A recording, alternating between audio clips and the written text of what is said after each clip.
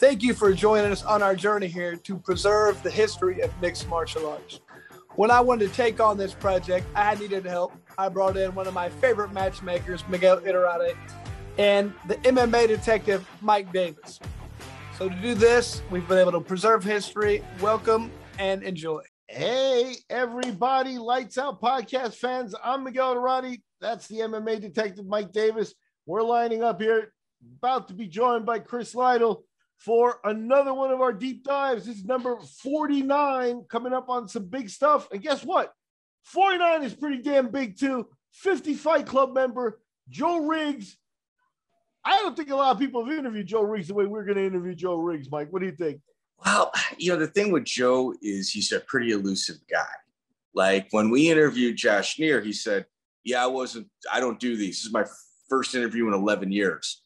Riggs, he's not that bad, but he's not like every single time I texted him, he refused to respond. Yeah, I think Neer and him have that in common where me and you just aren't fighters. And that's why, I mean, it's like, and fuck you just guys. I understand that. I felt it before. But Chris is going to help us out because he's friends with Joe. And I think that Joe's ready to talk. Mike, what do you got? What are we doing? Early career? Are we doing UFC? No, we're going to do UFC because he's got a lot of big names on it. I'm aware of a few really funny stories that he hasn't talked about up until this point, or kind of can tie them together where it should be pretty good. And I think we need to build a rapport before we go into the Wayback Machine and hit his first 25 fights, which was on the Indy, Arizona, New Mexico circuit, which I'm fully prepared to do, but I'm probably, because a lot of those things are really hard to track down, I'm going to need a little extra time. So what we like to do here is get our interviews, get a little buffer, and then get somebody really hard to kind of get their pre-UFC stuff. But you had mentioned 50 Fight Club member, Joe Riggs. We're coming up on our 50th episode, Miguel. Yep, and this is a good spot to do our plugs before we bring Joe and Chris on here. Mike, talk about the 50th episode. I think we got something cool planned. Well, I have been like mowing over lots of old footage from Chris, and I'm torn between his UFC career or his road to the UFC, which is pretty extensive. But then also we've never covered Pancrase before, so he's got about 12, 13 fights in Pancrase scattered along his first 20 fights. I think we're going to do the Lights Out Pancrase. That's what I'm looking for because the footage is very difficult to come by, and I've got a lot of it. So I think that's where we're going to go with Chris. And that's cool. Chris, obviously, he's part of the interviewers here, and there's a chance that we get to grill him. And, he's the actual idea and the inspiration behind the 50 Fight Club. That's why we're here. And everything that means to me, 50 Fight Club means you're a veteran. Mike, what do you got going on? Because I'm bringing in Joe Riggs here for real fast. September 18th, I got Tampa, Florida, World Class Grappling. You can sign up with Smooth Comp. And then we've got October 9th at the Olympiad. Please sign up through Smooth Comp. And those two grappling events. I'm in Orlando in October, Tampa in a few weeks, and we'll go from there. And last quick plug here, Keith Mills and a Declaration of Independence, another fellow historian of the old MMA days. Great job on the book. He's a photographer, jam-packed with pictures and quotes. And he's been helping us out with pictures. We got a great picture of Joe Riggs. I've only been able to snag him once. One dude he didn't have pictures of so far since we brought him aboard here at the Lights Out podcast. So hats off to Keith. And check out Declaration of Independence. Head out to Yahoo or Amazon or wherever and pick it up. Here's Joe Riggs. Like, share, subscribe. Please like, share, subscribe. Thank you. All right. Welcome, Lights Out Podcast fan members. Thank you for looking, watching, subscribing. We got a great one for you people tonight. One thing I like about you guys, dedication, man. You guys watch these in depth. I don't care if it's 2-3 hours. It's pretty awesome, man. Thank you. You got way more patience than I do, but whatever. This is a great one for me tonight because this is not only one of my favorite people in the sport, just people in general. Always love hanging out with this guy. And this is about as old school as it gets. And man, this guy has some of the most craziest stories and fights. He's fought from heavyweight to 170. This dude's a maniac. One of the greatest fighters of our time, Joe Diesel Riggs. Joe, how the hell are you, brother? I'm doing good talking to you, buddy. Thank you. Man, like I said, ever since the first time I met you at WEC, we've always had nothing but a great relationship, dude. And you always put a smile on my face whenever we're out, hanging out together. It's fun, dude. You know, you just make me happy. Yeah, I just was looking through pictures of me, you, and Jay in that room before in the WEC that night.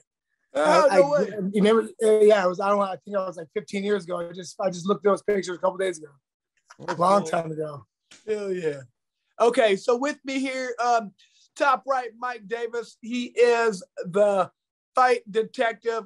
This guy, he was a detective for many years, many promotions throughout the Midwest, been doing this for 20 plus years. And on your bottom right here, Miguel was a hook and shoot matchmaker as well as Bodog matchmaker. Dude's been around the sport forever as well. So this is my team. We come and we've got a lot of good people come on here and just telling their old school stories. And that's what we love to do. Nice. You can tell Chris is old school because Chris just can't get used to the idea that it's the MMA detective. He just doesn't like MMA. We want it to be the NHB detective or the fight detective. Dude, I got an NHB in my arm. People still ask me, what the fuck does that mean? Look at that. Yeah. Everything people's like, what does that mean? I'm like, you don't know what that means? Yeah. I hate that shit. I love it. MMA, there was no such thing as MMA. People are like, huh? Who? NHB? Yeah. I'm fighting NHB is what you did, man. I love it. I think there was a time too where like the transition from NHB to MMA and people would remind each other and correct them on what the new sport was. The old school guys, it's almost like politically correctness. Yeah. They hated it. They hated it. Like it's NHB. Yeah, I don't like it. I'm not gonna get my tattoo covered up. I'm not gonna put MMA over it or anything like that. I like it. No. Yeah. Chill out. So Joe, I mean, Chris, you want to get into how Joe got started? Yeah, Joe. I know you guys are longtime friends, though. Yeah, but I just want everybody to know how you got involved with this sport, man. What was your background? Yeah, I know you didn't do karate and stuff like that. No, I didn't. No, well, my parents got divorced when I was like 10, and I still to this day I hate being alone. So I started going to the boxing gym down at the Y, and then I would spend 2 hours there, and then I would walk 2 hours, go to the wrestling gym. So I started boxing and wrestling at the same exact time when I was 10. So, and then I always knew what I wanted to do. Like I turned pro when I was 16. There wasn't any amateur fights back then, and my dad had to sign a waiver. And but I ended up getting I went to college. I got a scholarship, 2-sport scholarship for football and wrestling, but dropped out because there was no point. I knew what I was going to do. Now, how big were you? You were a wrestler, but you were a big fella back then and a football player. What position do you play in football, man? And what weight did you wrestle at? Well, I was a heavyweight. I was a fat shit. But I was fast. So I ran a 4.940. I played fullback. Wow. And I was 300 pounds at my heaviest. That's hard to think. Yeah, I know. And I don't look all stretched out, so I'm good. Yeah. Did you just like to eat a lot? Is that what it was? Or were you trying to get bigger? What was it? I don't know. Just being a fat shit. I don't know. I just, the more I got serious with sport, the more weight I lost. But yeah, man, I feel like when I was younger, I just was born fat. I hope it doesn't come back. How about street fights? Did you dabble? Oh, I still dabble. You're looking for one in Monte. People make the mistake. People make the mistake that because I'm nice to everybody, and a lot of people mistake my kindness for weakness, and they think that I won't crack upside the head because I'm what I do. But fucking don't ask me twice. I love it. I love to fight. Yeah, I can see that. I can see that. Some guys like we have on here were like Mike Brown, Sam Stout, no way. Brad Fickett, nah. And we throw your name, we're like, Oh, it's enough. That's Coleman. Yeah. Coleman. Oh, for sure. Oh yeah, but I almost got in a fight with Mark. I almost got in a fight with Mark Coleman before too. Yeah, I can imagine that. Why don't you tell us? Yeah. Well, I was in the middle of I used to have performance anxiety before some fights. I was getting ready to fight Phil Baroni, and he was talking a lot of shit before the fight. And Mark kept yabbering on too, kept talking shit, and there was just a curtain separating us. And then I just got a good feeling like I'm gonna fuck you up tonight. And then I just started just talking shit. Started talking shit to Mark Coleman, just saying I'm gonna. Because it looked like his titties were sagging in his shirt. So I said that, and he was fucking mad, and he was roaming. And then when I was on top of, I was cracking Phil in the ring, and I was right next. I was in Phil's corner, so Mark was in his corner, and I looked up and I kept talking to Mark every time I hit him. You like that, Mark? Bam! You like that, Mark? And then after the fight, he was even more mad. And then, but then he cooled off real quick, and because backstage, like I was doing an interview, and then he came walking by. I'm like, oh fuck, here we go. And then he shook my hand. I'm like, oh, thank God. I don't really want to fight that guy. Mark Coleman's a big guy.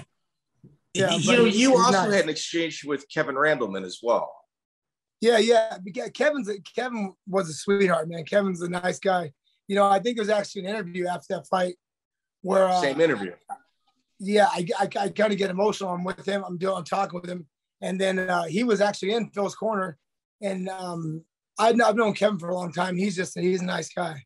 Even though I was saying that stuff to Mark, and Mark and I are really cool now. He messages me all the time and says what's up. But Kevin, even when I was saying that stuff to Mark, he didn't he knew it wasn't directed towards him, so he wasn't upset. Think about this. Let me just kind of frame this for everybody at home. He's talking shit to Phil Baroni, who's a live wire. Who was in your corner for that fight? My old trainers, Trevor and Todd Lawley. They stand-up guys. They're both super tough guys, but they're like 140 pounds. That's right. No help with Mark and you didn't have the backup. No, they're two leprechauns. I had no one. I couldn't imagine talking shit to Mark to begin with, and then he's got Randleman, who's out to lunch. At any moment anyway. Wow. Jumped over the trail. That's really awesome.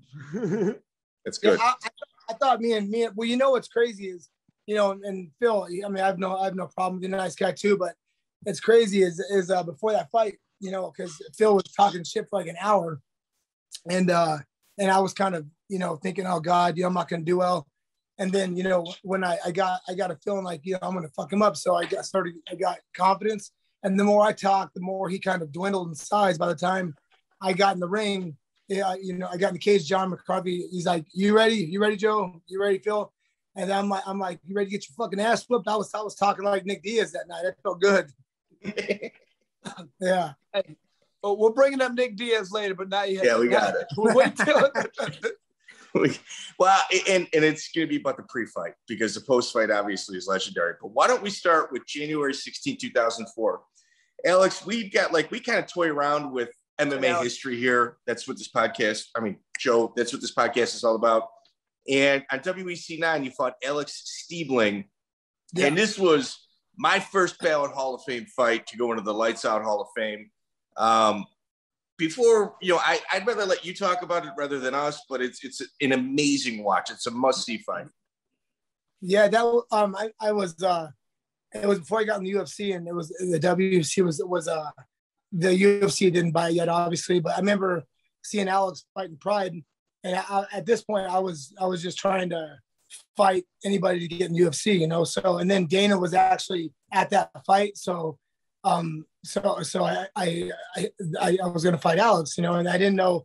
I knew he was good. I knew he was just tough. I didn't know much about him, but I was real raw and just I wasn't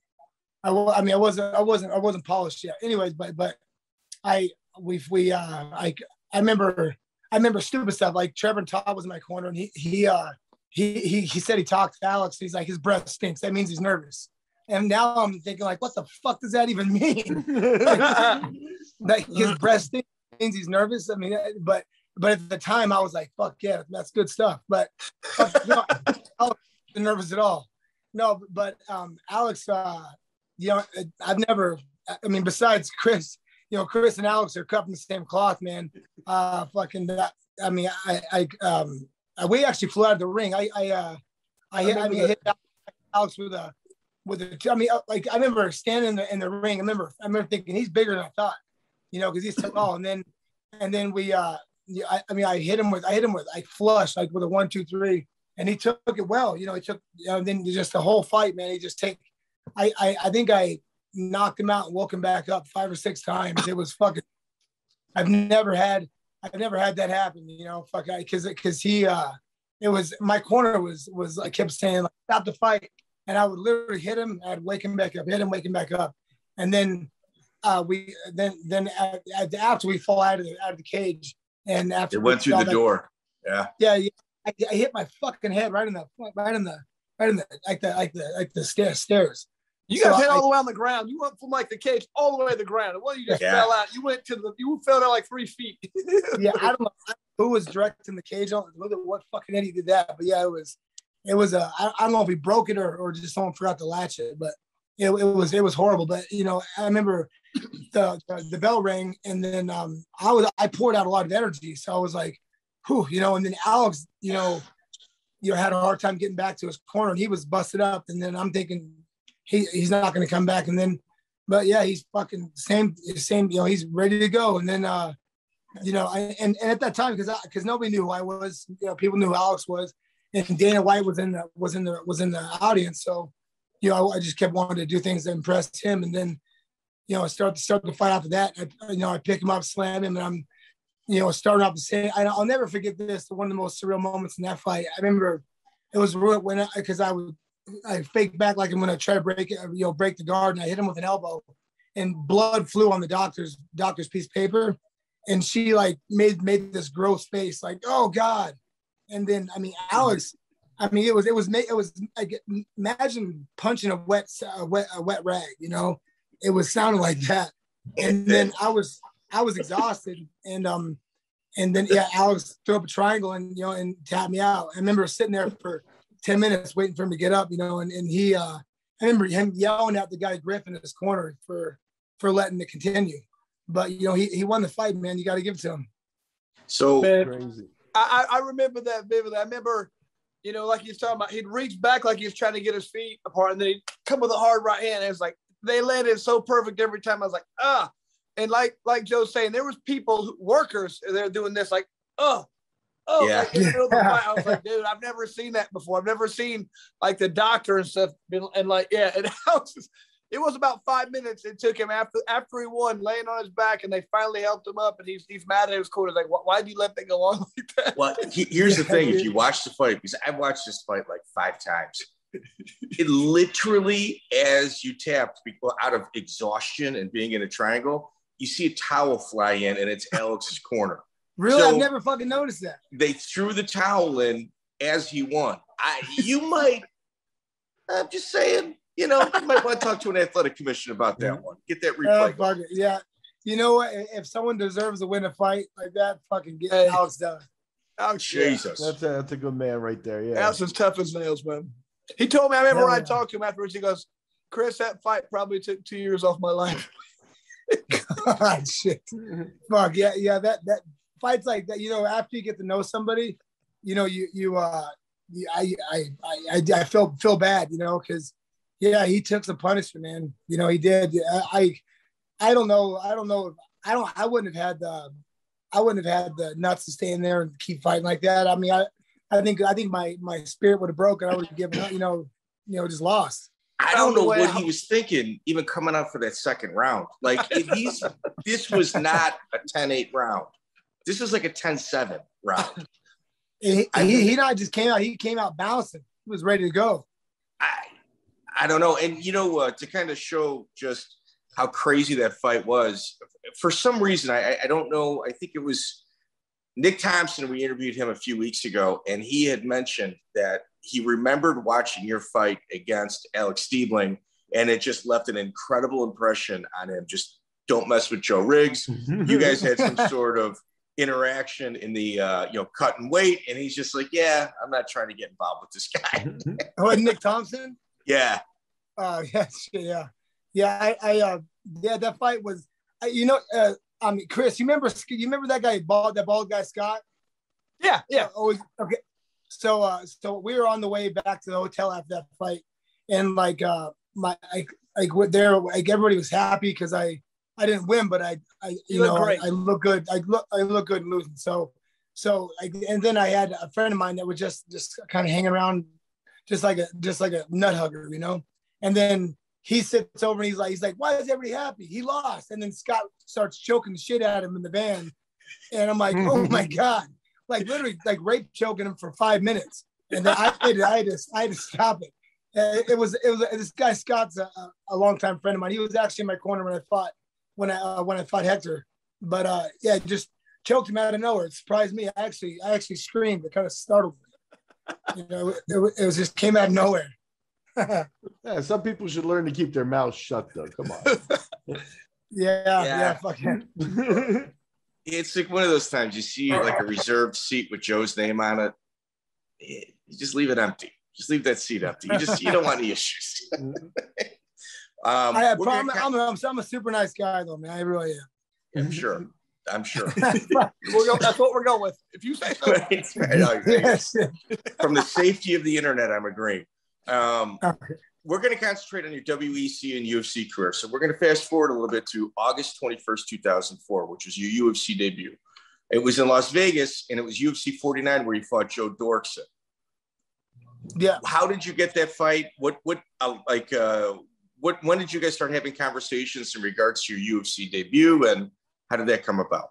Oh, a couple crazy things. So, Dana White called my manager and asked he said I could either make my UFC debut against Joe Doerkson, or I could fight in the Ultimate Fighter, and I don't have to try out for it. He would just get me on the show.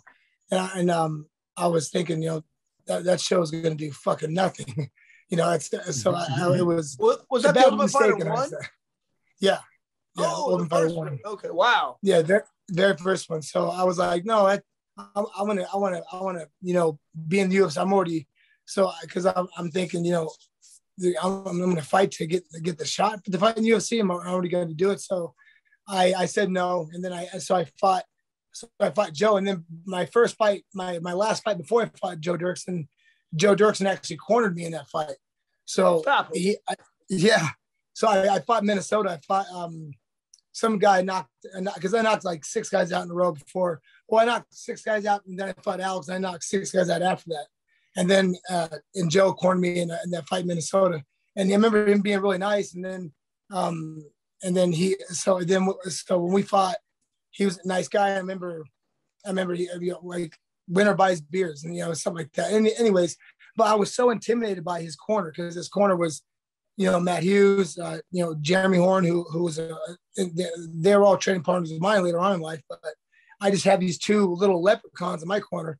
I'm just like, fuck. And then, I go out there and I usually was able to ground and pound people without them. He had a good butterfly guard. He was able to keep my balance off. So he was able to not get hurt, with any punches until he fell for me faking back, and I hit him with an elbow. I cut him right over the forehead. It was a big cut, bad enough where he grabbed his head and he grabbed his head and looked at his hand. I remember like, oh fuck, I got him. So I just poured it on after that and just kept. I think it's probably 30 unanswered punches after that, and then he tapped out, which was crazy. But at the time, Joe was ranked like number 3 in the world, so that was a pretty good feather in my cap. Yeah. Go ahead, Miguel. Just to clean it up, the show before, you got the knockout on Shane Johnson up in Minnesota when Doerkson cornered you. Yes. And that UFC. No, not Shane Johnson. Shane Johnson's different guy. Give me another name. I'll tell you if it's right. Kendall Grove or John Rankin, Dave McKay. Those are all your KOs in a row. Dave McKay. Okay. Yeah, you had all those KOs in a row. Wasn't right before that? you fought, at least here it has it in April. A week later, you fought Kendall Grove. 2 weeks later, you fought Shane Johnson and then got to UFC. Shit. Okay. He doesn't even know. Yeah. I love all the 1 week, 2 weeks later. That's how it was, man. I remember fighting like 3 times in a month too, but the people don't do that stuff anymore, man. Yeah, no, I just moved out of my daddy's house and I didn't want to go back home. So I was fighting for $1,000 here, $1,000 there. And then that month that he's talking about, I fought 6 times in 1 month. Yeah. And when I fought Kendall Grove, my hand was broken. So if you see that first fight, I didn't throw any punches. I just elbowed the shit out of him because my hand, actually both hands were broken. And yeah, that was because it was broken from the David K fight that Joe Doerkson quartered me, and now it's all come back to me. So yeah, so they're like the 3 fights were like within 3 weeks of each other, something like that. Yeah, absolutely. And then you get to UFC 49, headlined by Couture versus Belfort. Nice card. And did you have co-main event status? Were you the second fight? Yeah, I was the swing belt. So I was a swing belt. I had to keep ready. And I was supposed to fight I was supposed to fight on UFC 48 against Lee Murray. And Lee Murray said Lee Murray was like, I'm not fighting that guy. He's nobody. And then if he fight, Joe Doerkson was the only person that beat Lee Murray at that point. And if he beats Joe, then I'll fight him. And then he was off Robin Banks at the time, so I obviously never fought him. But yeah, so I was supposed to fight Lee Murray in UFC 49. That would have been a hell of a fight, man. I was on that card 49. Yes, you were. I fought that. Yeah, he fought Ron John. Yeah, Ron John from Hawaii, Machine Gun John, and also on that card, Nick Diaz against Caro Parisian, Justin Eilers, David Terrell from mixed team. And Chuck Liddell and Vernon White. So good old fashioned UFC 49. Yeah. Yeah.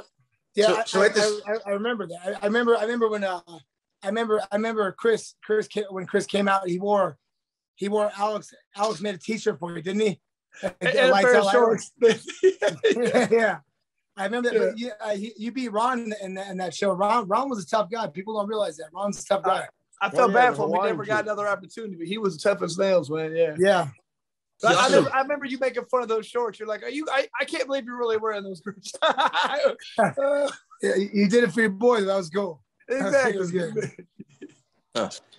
So at this time, the UFC isn't doing a lot of events. So Joe makes an incredible impression, UFC 49, finishing a very tough Joe Doerkson. And I had found that you were supposed to fight on February 4, 2005, UFC 51 against David Loiseau. Loiseau, yeah. Why did you pull out? Okay, this is fucking horrible. Okay, so for the UFC, you if it's on a Saturday, you get there on Tuesday. So I'm in the shower on Monday morning. I coming out of the shower, I hit my head on a fucking my because I was at my dad's house and my dad has a fucking bidet for some reason, and I end up tripping over that and I get like 16 stitches over my eye, and so I called Joe. No, I tripped over the bidet, hit my head on the wall. But why the fuck the bidet was there? I don't know. I mean, my dad's house is in the 70s, so. But yeah, it was honestly I was gonna leave the next fucking day, and then so yeah I didn't fight. I remember Joe Silva was so mad because he's like, because that was like the end of them trying to build me. He's like, I brought that in that fight for you to win, and now you did this. I'm like, fuck. So Joe Silva took a lot of pride in verbally abusing fighters. I think he did.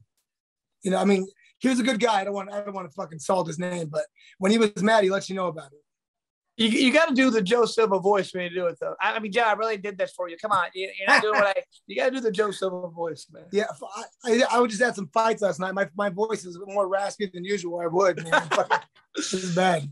Joe was like 120 pounds, but he was a kickboxer, so be careful, Joe. Oh yeah. He was a pinball repairman, and that's what he did for a living, and how he got the matchmaker job when SCG sold to Zuva. He used to send fake cards to Tito Ortiz. And then they were looking for a new matchmaker. And Tito was like, hey, this one guy does this. And then that's how Joe Silva became the matchmaker. Really? Crazy. Yeah. Yep. What's crazy is like you obviously made an impression because they really liked you. And they throw you in UFC 52. So you took one show off and you fight Ivan Salivary at 185. Tough guy. Yeah. Surprising guy. Surprising. I got a great story before that one too. Fucking life throws fucking dicks in my face all the time. So I've never trained with any big names at the time. So I was just training with Trevor and Todd. In hindsight, they showed me a lot of stuff.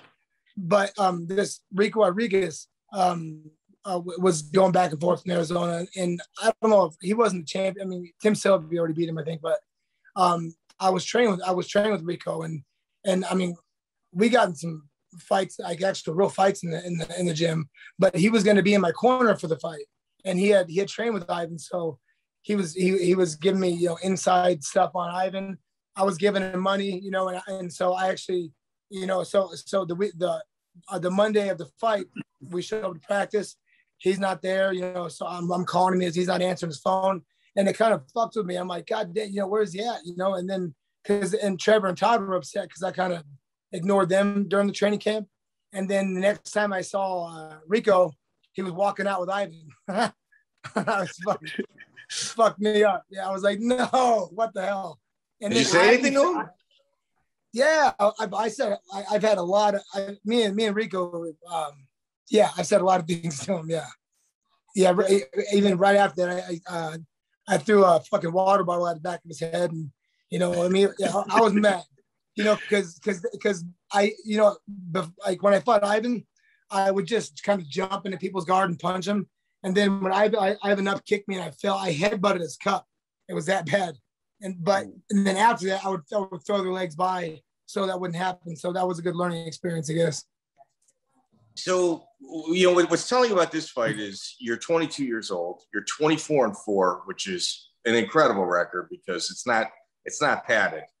And Ivan Salivary is 10-3-1, and he's got Josh Barnett in his corner. He also has Tito Ortiz decked out in his T-shirt. Do you think maybe they sent Rico to train with you in order to kind of get an insight on your training? Yeah, I mean, I hope I'm that important. I mean, I don't know if I was, but I mean, it was just a shitty thing to do, no matter what, because I mean, once the fight kicked off and we started mixing it up, I mean, Chris, what you mean when you're in there with somebody and you feel like you're, 2 steps past ahead of somebody, I felt like I was just, I mean, the only way he was going to hit me, if I, fainted and I just ran to something he was going to throw next, I mean, yeah. So, I mean, and then, because I just, even when I put my hands around him, I took him down. I need him in the head, I mean, there was some things that, took place. I just felt, Ivan's a good fighter. It just, I thought I was, more athletically superior and I was a better fighter, but I mean, I even cried after that fight. I was so upset. I made a fool of myself. I'll never forget that. I'll never cry after a loss. Yeah, I was demoralized. So I let it hang out. They shouldn't have interviewed me. Why'd they do that? So another sort of historic card there, real fast. Frank Trigg, Matt Hughes on that one, and Chuck Liddell and Randy Couture in the main event. So, Joe, you had some pretty good sidekicks on the shows with you early on, huh? Yeah, it was good. Some good fights and good. My debut, I was because I ended up being the fight right before the main event. It was surreal because I'm watching everybody, that I've watched on TV, and then Bert's like, you're gonna be before the main event. I'm like, what the fuck? So then Chuck Liddell and Bernard White were the actual co-main event, but they stuck me and Joe out there with nobody who knew who we were. So I go out there, I'm bewildered. But yeah, it was my first 2 UFC cards were pretty stacked with guys that I like to watch fight. Now, were you working out with Drew Fickett at this time? Yeah, I was. What was that experience like? He's impossible to get a hold of.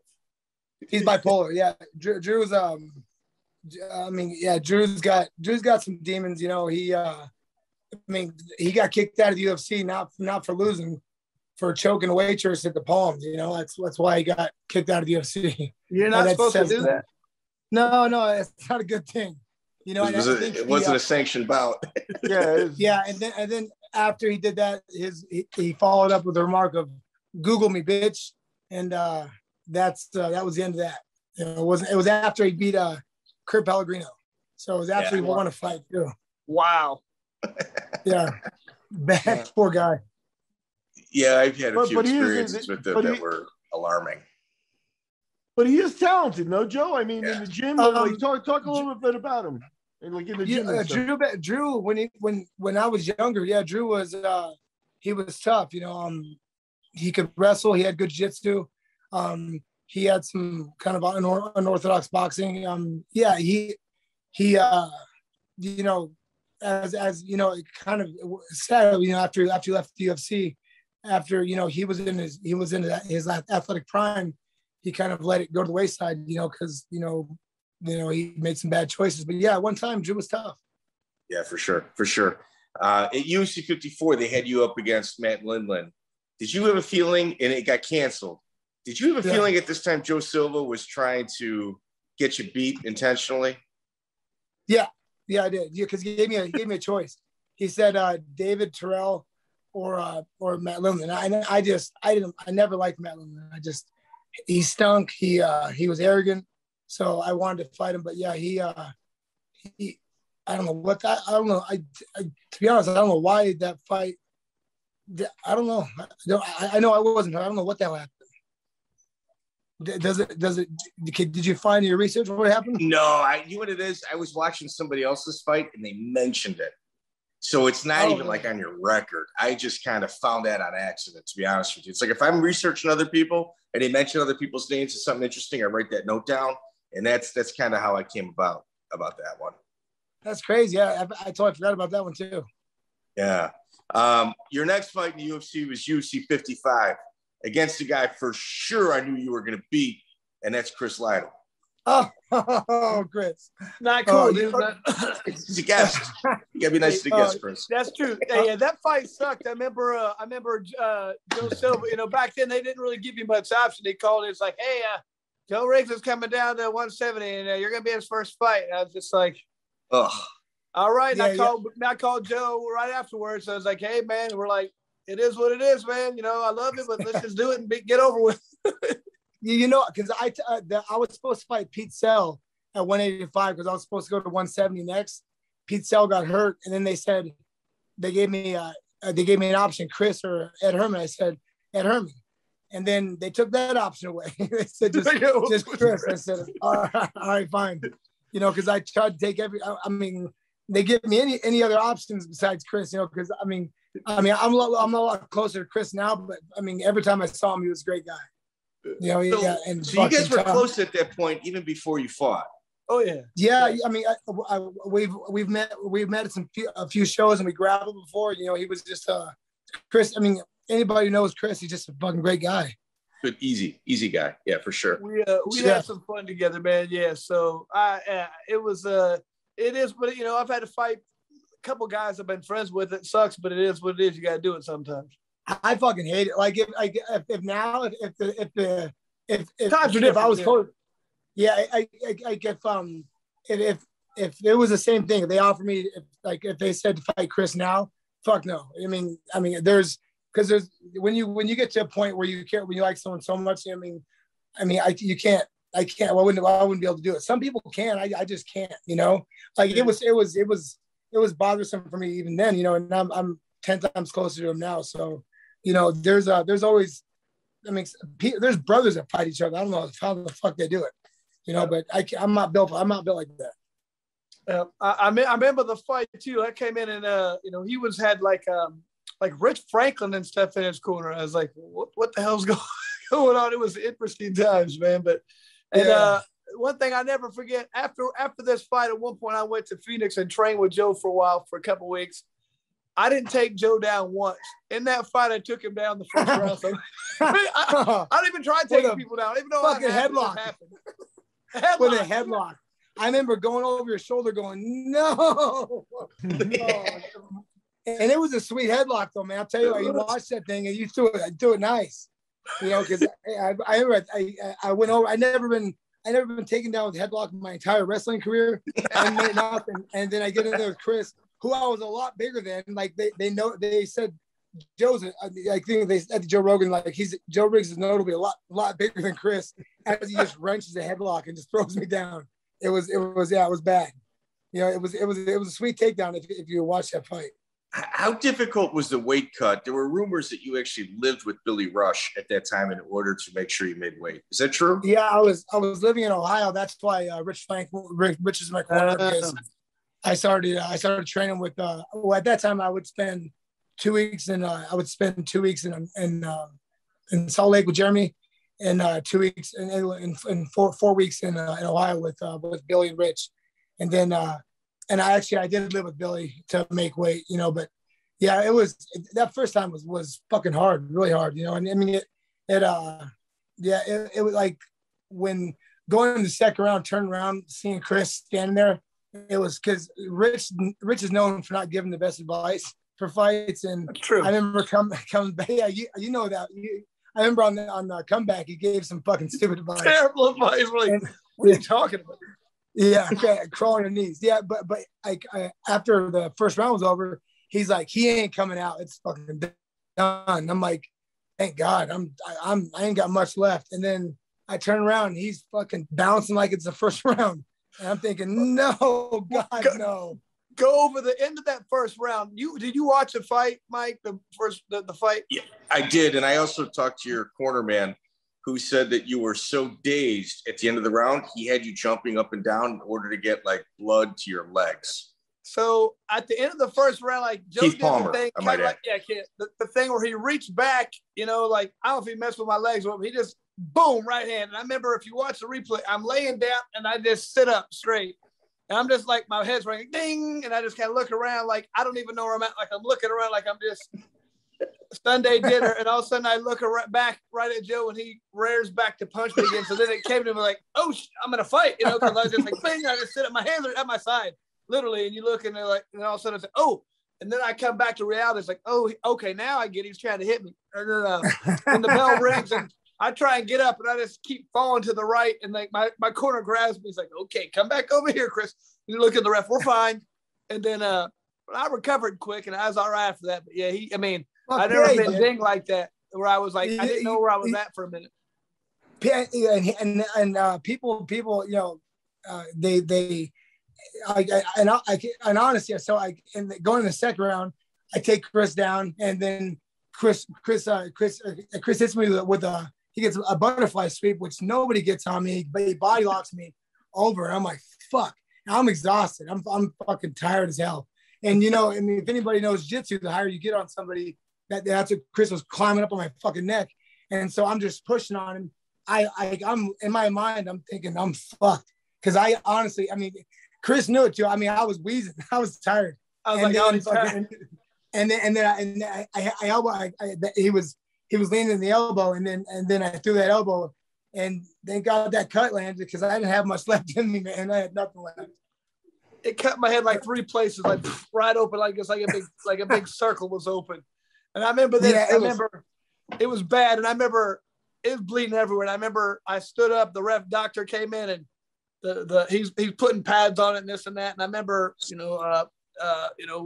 Big John is there, and I kind of said something to Big John after about 2 minutes. I go, I think I can keep going, and he goes, what? I go, I think I keep going. And he looked at it, he goes, the fight's over. I look up, and all the doctors on the ring card girls. I was like, oh, I didn't even know. I was like, oh, okay.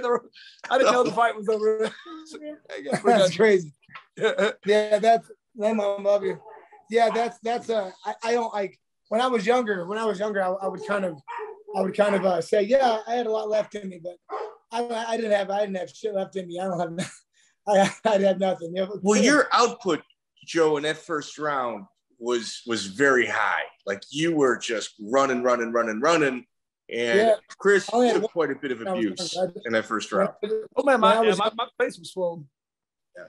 Yeah, and Chris went to a wedding the next week in Phoenix, I think.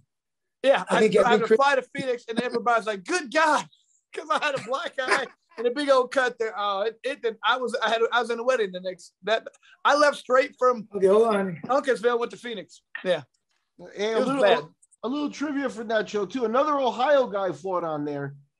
Brandon Lee Hinkle. He fought that Sean Gannon guy. God. Yep. What was your impression of Sean Gannon? What was that like behind the scenes? He was a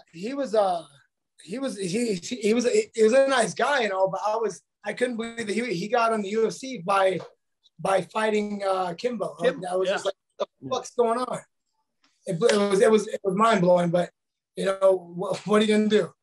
Hey, that was a first step to Triller, man. It was a prequel. Yeah. Did it seem like a mismatch? Did it seem like you? Oh yeah. Is that what it was like? You think? I mean, just Brandon Lee Hinkle. I don't know how many fights he went on to win after that, but I don't think it was a lot. But he made Sean Gannon look like a freaking bum. It was and he probably he could be a. I think Chris, we were both in the hospital. Remember him saying that he got fired to take this fight? He was a Boston police officer. Yeah. I'm thinking like fucking bad decision, man. Your career, now 2 of your careers are over. Yeah, for a couple grand. Yeah, not even that much. Yeah, I think that's what it was. He got $2,000. Yeah, for sure.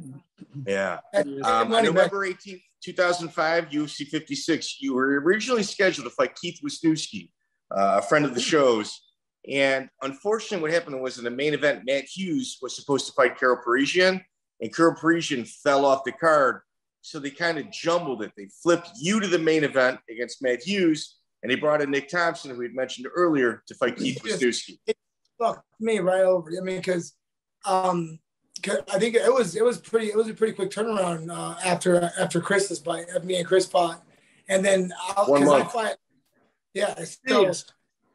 So I remember I was like, they gave me this Keith Wisniewski, and I'm like, I'm used to fighting top guys, so it was good. And then I knew I was gonna fight the winner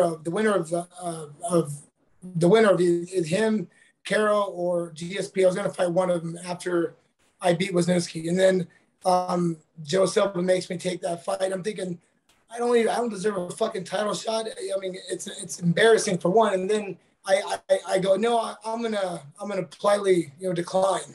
And then he's like, okay, I'm gonna politely take you off the whole fucking card, and you're not gonna be part of the UFC. So I was like, okay, I'll take that fight. And then because I've trained with Matt before. I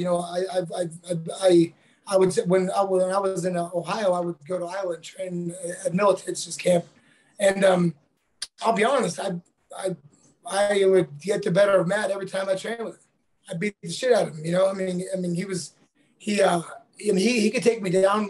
He had better wrestling than me, but I could get back up. I had better standing up than him. But like I said earlier, I had some, not stage fright, but I had performance anxiety. I would, sometimes I would show up to fight. Sometimes I would just I'd rather be anywhere but there. And it wasn't because I was afraid to fight. It was just because it didn't matter if somebody, asked me to run a foot race. I would get the same anxiety. And I remember, I didn't make weight, and then it was just all shit. I just, I didn't, I'm not saying I let him beat me, but I wasn't, embarrassed to say this now. I wasn't fighting that arm off like a motherfucker. I didn't give two shits really if he got it. And I'm horribly embarrassed to say that, but back then that's the way I was. All right, so two things. We had Jeremy Horn on, and he said that in regards to the practice room, he has never had a person in his practice room as good as you. He said, flat out, greatest of all time. I've never seen anybody do what he has done in the practice room. Top of that, you missed weight, but you really didn't. You made 171, but for title fights, you got to make the weight exactly. How far out did you agree to take this title fight? 2 weeks. Okay. Did they fine you for missing the 170-pound weight limit? Yeah. um, yeah. I did. Well, and because you see what I'm saying, Chris? I feel you, brother. I mean, it ain't right. Well, Yeah, I got a question. How far up would you get after you made 171? What did you usually blow up to? Oh shit. Well, just to give you, like last time I fought 170 was when I did that Bellator reality show, and that almost killed me. I would go to 270 and I would be at 207. I'd be 207 the day of the fight, and I did that every fucking week. 170 to 207. Yeah. Good God. When I got home, I went into congestive heart failure. Yeah, it was bad. Yeah, that it was time, not time. I couldn't do that anymore. It was bad. No. Wow. What did they find you? 20%? Yeah, I think I made. I think my purse was like 15 and 15 for that fight, and they think it was something like 30%. Yeah, it was. I didn't start making good money until I made way better money outside the UFC, you know. But so Joe Silva, you've talked about him a few times in this interview about the way he talked to you and about how it was more. He wasn't asking you a question; he was giving you an order. Did you have management at this time? Yeah, but you know, I tended to micromanage myself. I'd be known for talking myself out of money. You know, I don't know why. Because Joe would call me, and because Joe would actually call me and blubber about his failed cards, and I mean, I swear to God, he'd be like, I can't do this shit anymore. This is back in like my first couple fights in the UFC. So I would be like, I like talking to Joe, and then he was like Dr. Jekyll and Mr. Hyde. He would be telling me one thing, and then he'd be like, you take this fight, you piece of shit. It'll be the last thing you fucking do, you know. So he could be a mean guy. And then he was always the first to come in after the fight and tell you how if you did good, he'd tell you. If you didn't do good, he'd fucking let you know that too. Yeah, that's true. Who was your manager? I got a question. Wasn't this the same time when? Didn't you have like? Wasn't it? You didn't make weight. Didn't have something to do like Billy Rush, like flaking out and just going in alcohol, like yeah, dude, falling alcohol the entire time. Oh yeah, it was because Billy Rush, he's obviously passed away, but he when you fight in the main event, you get certain amenities. You know, when you fight, you get put in a suite, and then your cornermen, they have their own room, which is this kind of what everybody else would be in. So, and Jeremy was right now because Jeremy fought Chael Sonnen that night, I think. I'm not sure. I think that's what he fought. But anyways, he fought Trevor Prangley. Oh, okay. Yeah, sorry. No, damn you.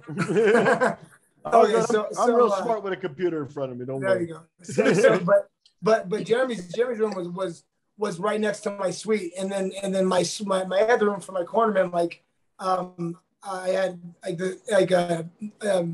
his name is Edwin Dewees. I mean, Chris knows him. His name is Edwin was with me, and so I would go. I didn't know how to cut weight without Billy, and so we got there, and then Billy would have. In my room there was 3 prostitutes and alcohol everywhere, throw up everywhere in my suite.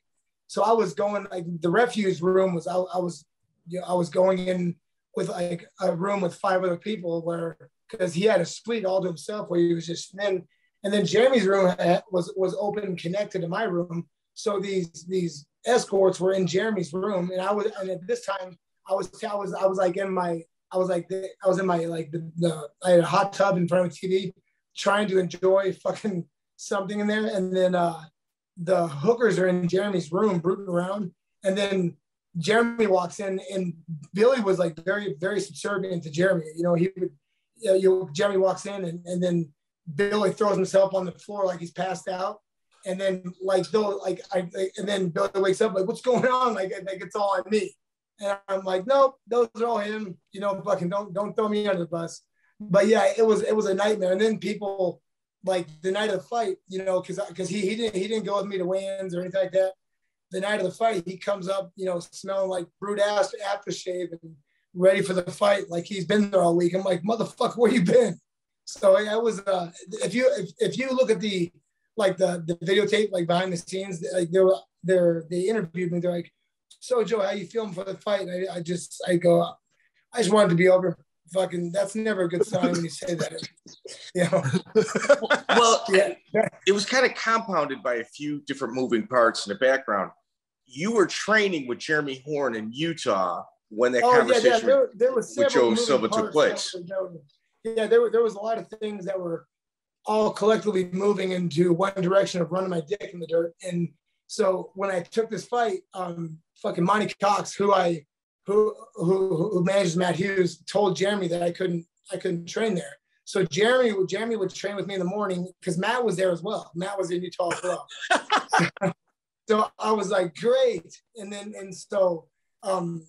So Jeremy was like lying Monty and working. And then other than that, I was at the apartment on the treadmill. You know, that's what my workout was.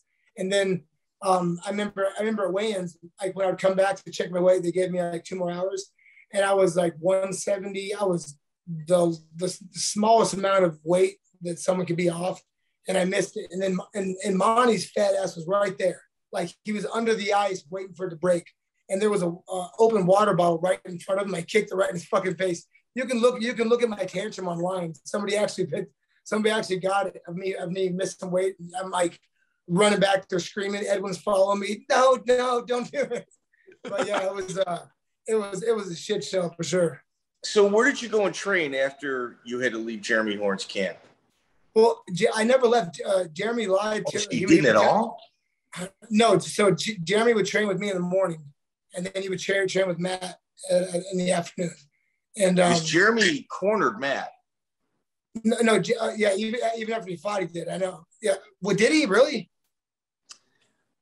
Wait, Jeremy cornered him? No, I don't. I think he sat out. He walked out with them. Did not corner him. You're correct. Yep. Yeah. Because that would have hurt my feelings even now. Yeah. Yeah. No, he walked out with them, but didn't corner him. You know, and that's the thing with Horn. He's so friggin' ethical. Like he really is. He's just even with all the bullshit here in the Midwest, with all these little tiny shows that like Travis Fulton was getting over people on, Jeremy never like participated in any of that, and he had every opportunity to do so. It just wasn't who he was.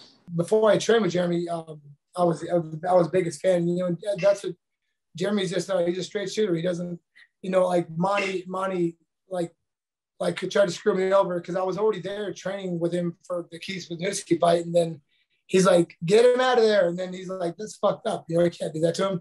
And then at the same time, I have a drunk Billy Rush that I'm by myself on a treadmill. That's how I train. And then, for mentally, I was already a basket case anyways. Everything had to go perfectly right for me to compete. And if it didn't, you know, if something went kind of wrong, it might get hairy, and everything went wrong. So I was fucked at Jump Street there. I was done. That's interesting. All right. So after that, February 4, 2006, UFC 57, they put you up against the notorious Nick Diaz. Obviously, Nick Diaz. Yeah. So obviously everybody knows what took place after the fight. When, with the fight in the hospital, when did the animosity, like when did the buildup start between you two? Joe, I'm going to be honest with you. I looked for at least an hour just looking for the weigh-ins. Like I needed to see that weigh-in video. And no, they don't exist. Hey, real quick, if you ever get to check out just, Nick Diaz versus Joe Riggs, the little comedy cartoon thing, it's probably one of the funniest things you're ever going to watch. You will fall off your chair laughing. It's that. Well, you call into the radio show and then he does. That's just my favorite thing. Go ahead. Yeah, I remember when that happened. I was taking the dump and Ryan from Emma Weekly called. And you can hear me on the phone going, yeah. It was fucking horrible. But yeah, I mean, it was like the animosity. I was already bothered by it because Joe said, whoever loses this fights out of the UFC. I'm like, fuck. So Joe Silva.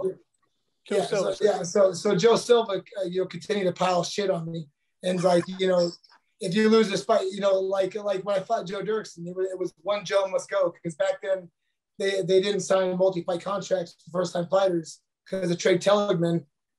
So if you lost that first fight, you never got a contract. But Joe did. But anyways. So he said whoever lost that fight was out. And I was the first I saw Nick Diaz.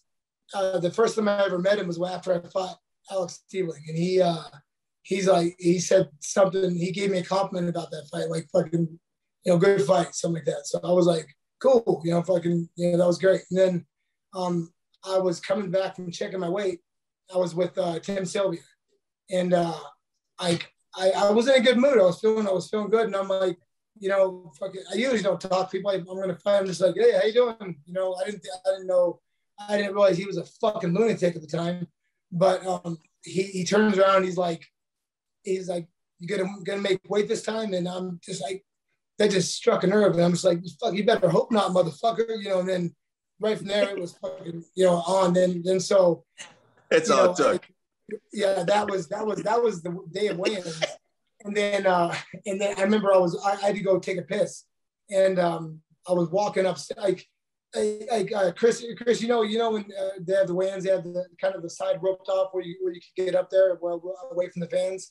And I was kind of trying to make my way up there, and I don't know what the fuck he was doing up there, but I was looking around, like kind of like, hey, what's up? I look over, and his fucking monkey ass is looking right at me, like 2 inches away from my face, and I'm like, fucking what the fuck? And he looks like a fucking monkey. I'm like, what the fuck you looking at? And he's like, you're not gonna do nothing. I'm like, do what? He's talking about fight. I'm like, oh, I'm fucking. And then I get ushered off, and I'm taking a piss. I hear him outside, like fucking John at me. I'm pissing. I'm looking out. I'm like, what the fuck's going on? And then I think people were saying like Nick was in the room looking at my dick or something. But no, he wasn't doing that. He was just heckling me from outside. I'm already a shy peer anyways, but he was making it real hard to fucking. I was trying to get a little bit of weight off before I weighed in. You could have turned around. You could have kept peeing and turned around. Yeah, no shit. Pissed all over him. Yeah. Oh yeah. Isn't that in the cartoon? Like I said, yeah. It's so funny. Yeah. No way. Yeah. I didn't even pee at all. I was up there just hoping to squeeze out something. But yeah. But anyway, so like the weigh-ins happened. He's looking into his eyes like looking into a shark. He has no soul. I'm like fucking. So but anyway, if you get me you can get me mad before a fight. Usually it's not good to be mad before a fight, but like I was coming out first, and he said something like, where's that Militich bitch at? And then I was like, fucking, I'm right here, mother. I was about to fucking, like, I threw my shoe at him. That's what I did. Threw my shoe at him in the hall. And then so we get before the walkout. Before the walkout, yeah. Threw my shoe, and then I'm like, give my shoe. Like they did in George Bush. Yeah. And then he yeah, shit. And then he threw my shoe back at me. He actually hit me in the back with it. But so I put it on, I go out, and then we fight. It was a good fight. I won the fight. And then because after every fight I've ever fought, even I haven't fought a lot of people where I generally didn't like. I just didn't happen. But I remember after the fight, I got the decision, and I tried to, go up and say something to him like, good fight. And then I remember looking up at the big screen, him looking at it, and then I was walking away. He's looking at me like he's gonna fucking kill me. I'm like, fuck this guy, And then I was going to the hospital because both my hands were broken, and they were doing an interview, and I think it was Errol. I don't know who the hell it was. It was somebody they did, but the question they asked me is if I was happy with my performance. And Jeremy kept saying, you can do so much better than that. Because I'm capable of a lot more I've ever been able to do in my career, but that's just something I got to live with, But so Jeremy said that, and so I said, I'm happy I got the win, but I'm capable of more. And then he heard that, and he's like, well, how about round 4, motherfucker? And I'm like, the fuck, And then so we get in the ambulance, and I'm like, I don't know why I went. It was my hand. Because he like, have you ever seen people after fights like their face slowly gets worse and worse? Like by the time he got to the fucking hospital, I mean, he had a cut on like a deep cut in his eye and a huge cut in his hairline. And then But when he gets to the hospital, his eyes are swelled shut and looks like someone beat him with a mallet in the fucking in the hospital in the ambulance. So I'm sitting on the gurney because I'm dehydrated. I fucking, it took a lot more to me to make that weight than he did. And I'm sitting there and he comes in with his brother and I'm sitting on, and I have an IV in, and then he's like, "Look at you, motherfucker. You can't even walk." And he looks like someone just beat him in the head with a fucking bat. And I get up, I'm like, "I'm fine, motherfucker," and so they separate us and he just keeps talking, man. Fucking wouldn't shut up. Mostly that stuff doesn't annoy me, but he had some zingers. I'll give him that. He kept calling me Jared from Subway. Calling you what? Jared from Subway. I'm like, that motherfucker is throwing some low blows. And then, but you kept saying, "Go back to the WEC now." No, yeah. So that comes next. So okay. I have my IV pull with me. I'm having an IV pull with me. So I have to take a drug test, and I'm bringing it around to the doctor or the nurse's desk or whatever, and it just happens to be right in front of Nick's room. I think I might have wandered over there on purpose, but and then he's like pacing in front of his room like a tiger. And then, to be honest with you, I didn't think in a million years that we would fight. I just, because it's, both my hands are broken. His face is just battered, and then so he's like he says like, "What the fuck you doing over here?" I'm like, and I said, "Go back to WEC, you fucking bitch. That's 2 in a row for you," or something like that. And then I turn back around to give my cup of piss to the doctor or the nurse. And then I hear him walking behind me and I'm turning around, and right when I turn around, he hits me with a fucking left hook. And I see my tooth break and I see it flying as I fucking go to one knee. And then I'm like, no. And then I didn't tell anybody at the time, but when I fell into a perfect double leg and I went to lift him, I shit my pants. I shit everywhere. I thank God I was wearing my spandex still, but I pooped all over myself. And then I have a single leg and we're like bouncing into like a broom closet, and my hands look like my fingers were this long. My hands were so swollen. And he puts his head in the only place I can actually hit him. He puts his head in my fucking hip and he begins to toe stomp me with his boots. And then I'm just elbowing the fuck out of his head. And I'm like, if he didn't do that, I would have bit him in the ear. I couldn't have done shit. But blood's everywhere, blood's squirting. I'm like, fuck, am I bleeding? What's going on? And I just shit myself. I'm fully aware of that. I wasn't in a throw of the passion where I wasn't understanding of that, but I knew.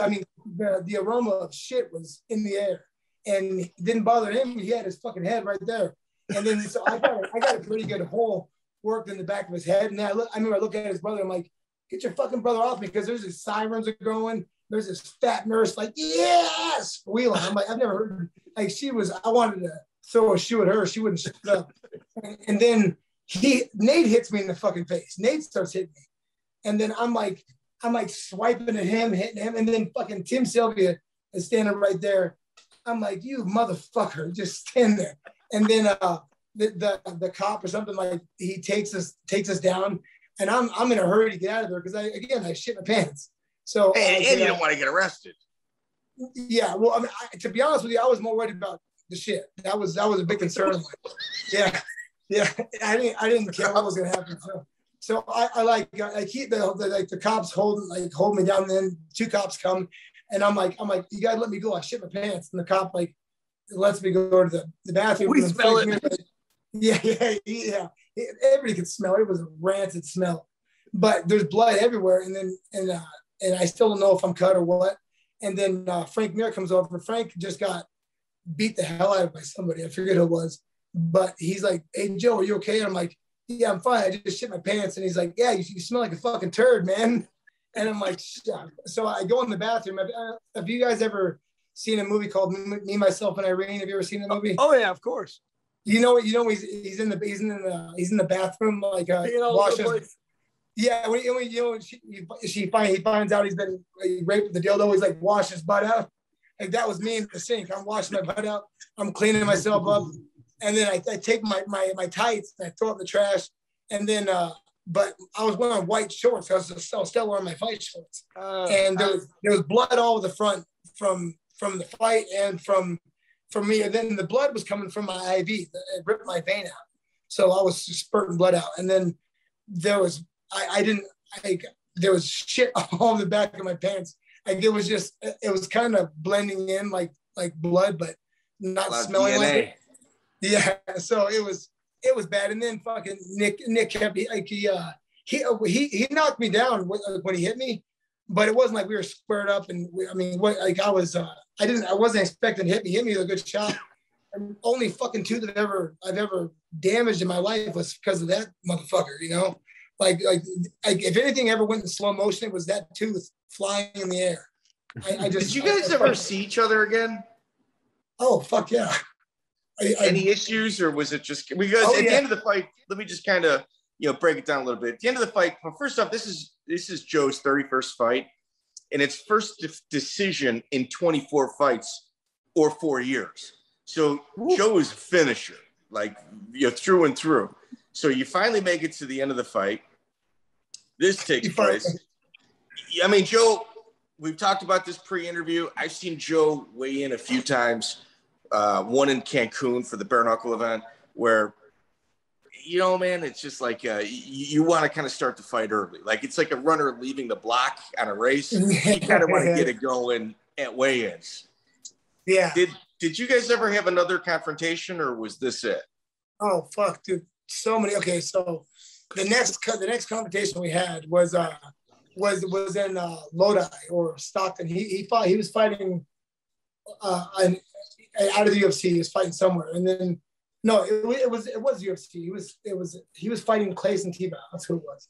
So I was sitting in my fucking seat. He walks up and throws a glass of water in my face, and I get up. I get my hands around his throat, and then I get thrown on the ground. And they're like, fucking get his arms. And then they got to come get the security off me because they think I'm just some fucking, fan. I was getting ready to fight Diego or something. I forget what it was. But, and then the next one after that was, we were in the hallway and he kicks me in the back and fucking, I go after him. I get in trouble. So 3 different times that we would see each other. Then after he fought Clayson Tebow, he wins, and I'm on the other side of the ring, and he sees me. He starts fucking going all the way around the ring to come get me. So I stand up. I think we're good because no one's there to stop it. I'm like, fucking, here we go.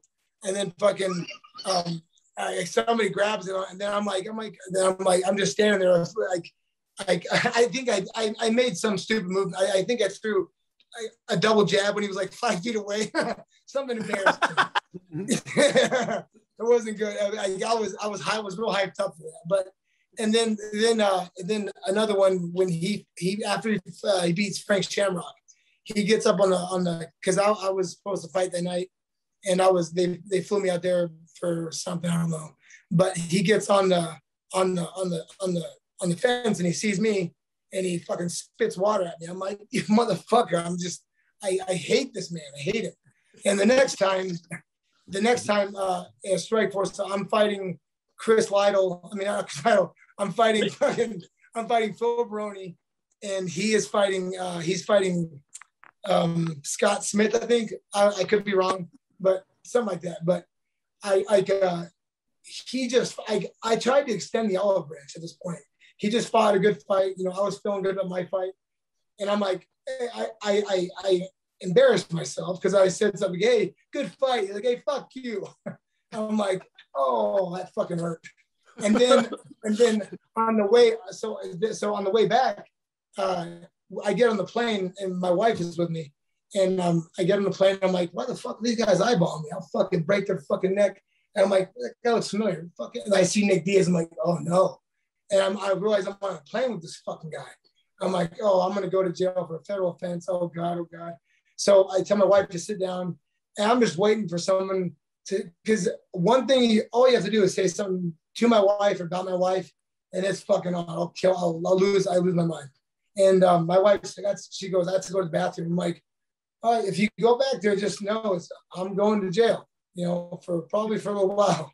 And then she goes, oh, there's a bathroom in the front. I'm like, it's probably a better idea to do that. And then so she went to the bathroom. and then so he was changing planes in Phoenix. He walks by me. I'm like all tensed up, ready to go, and then fucking he walks by me with not even saying anything. I'm just like, the fuck is wrong with this guy? Like fucking like 1 second. So the next time I see him, I don't see him for 5 years. So the next time I see him is when I fight Ben Saunders in UFC in Phoenix in 2016, I think. And then I'm ready. So they actually got extra security at the hotel because both of us were there. And so because he was there cornering his brother, and I was there fighting. So where I'm in line at weigh-ins, and I've never done anything first. I always retaliated. People always saw me like, dude, Lee, stop being a fucking ass. Stop doing this. Like, even when I threw my ridiculous double jabs, it was taken to like, oh, Joey's he's doing it again. You know, but it's always he was always the antagonist. So the one time,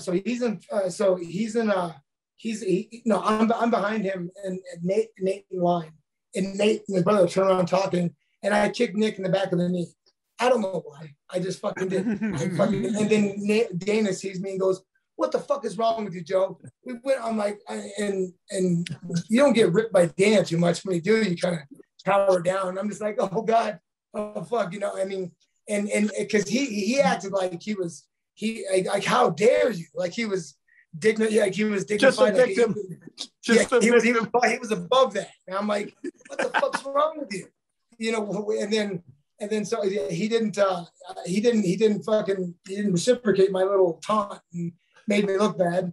And I was looked at as a fucking tyrant. So yeah, that was the last time I've actually been face to face with him. But I'm sure next time I see him, fucking, I'll be on again. So you had mentioned Joe Silva had no problem talking to you in a way that he probably shouldn't. Yeah. Did they ever call you about trying to kill this, like an administrative level? No, they fucking loved it. I don't know. I mean, it's like, it was almost like they fucking they shook the stick at me, like because like when he threw a cup of water in my face, and I tapped him. Joe Silva saw every fucking minute of that, and then because when I fought Nick Diaz, whoever lost was out, but Nick fought Clayson T-Bow the next fucking show. So I think Joe was just fucking waiting for me to leave. So then so after I fight like Jason Baum Flue or something, and that was the only easy fight I got, like only guy that wasn't ranked I ever fought. And then and I got smashed up the night, and I was like, fuck yeah. And then so they had me fight Diego next. Oh, I was real happy over that. You know, that was one fight that I wasn't mentally fucked up, and I just got fucking caught, you know. And there was only, but let's rewind just a little bit, because we're kind of getting ahead. And Joe, this is gold. Like, you're giving us good shit. So I hate to even interrupt this train of thought, but so Jason Van Flue comes off The Ultimate Fighter.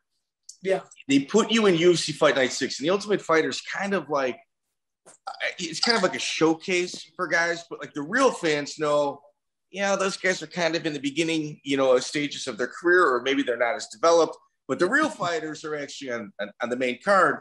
But then when you looked at like fanfare, it was like everybody was drawn to them. So Jason Van Flue comes along, late replacement, goes into the UFC. I think one of Matt Serra's teammates.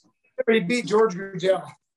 And I trained with George, and George always would tell me, yeah, he's a tough fucking guy, just because George Gurgel he's a little bit narcissistic, so he couldn't get beat by a guy who's not tough, right? yeah, exactly. So, but you know, I let him go and roll with it. That was fine. But go ahead. I didn't mean to interrupt you. Go ahead. Okay, so you fight Jason Van Flue, and you win in 1 round triangle. It was actually probably one of your easiest fights in the last 6 or 7 years. Yeah. Did you expect that? Smooth throw. Yo, fuck yeah. Yeah, I knew I was. Well, so when Joe tells me I'm going to fight Jason Van Flue, I'm like, really? Fuck, kidding me? Oh no, then, not that. well, because he goes, he actually, he offered me Drew Fickett before that. And I was like, fuck, because at this point, me and Drew were at odds, and Drew was so deathly afraid of me. And because Drew had trained with me before, many times, and I probably never won at all. No. So Drew turned that fight down right when it came to him. So I didn't know how you could turn fights down because I could never do anything. So anyways, he goes, okay, you're gonna fight Jason Von Flue. I'm like, okay, cool. Where am I? Because it was the Ultimate Fight Night something or other. And I go, 6. Okay, where am I? We're gonna 6. Yeah, Ultimate Fight Night 6. Okay, I go, okay, where am I at on the card? And he goes, okay, you're on the undercard. I'm like, the undercard. And he goes, you disrespectful motherfucker. You're fighting Jason Von Flue. I'm just like, oh my God. Like, he bit my fucking head off. I'm just like, good God, leave me be. I mean, fucking just beat me down. He made me feel like a worm, like a fucking worm. And then after, because I remember I hit him with the left hand. When I fought, I hit him with the left hand. Fucking horrible things happened before that fight. Because I was there with Joe Stevenson, and Joe Stevenson's fucking never. I'm not going to say that. Okay, all right. I'm moving on. Okay, so the fight happens because I love Joe. Okay, the fight happens and I do well. I hit him with like a really good freaking. I think it was an Uchimata throw. It was a good throw, anyways. But I win triangle choke. I feel good about myself. And even after that, I got Dana gives me Smish of the night, and he goes, I don't know what you're so proud. You beat Jason Von Flue. I'm like, fucking why? Why, God? Just kick me while I'm down. Well, it's not like you picked him. It was who they gave you. Yeah. How dare I be happy for winning and not taking grams? Yeah. And then I think the Smish of the night was like 30 grand or something. It wasn't as much as it was. It got like fucking Chris got every damn time, but it was a good. Hey, what are you gonna do? Yeah. What are you gonna do? Hey, Chris, did Joe Silva shit on you like you did Joe? I had a little different relationship with him, man. Now he did try and he definitely did try and. You know what was weird with Joe? I think he would try and manipulate me a little bit more. Like he would try.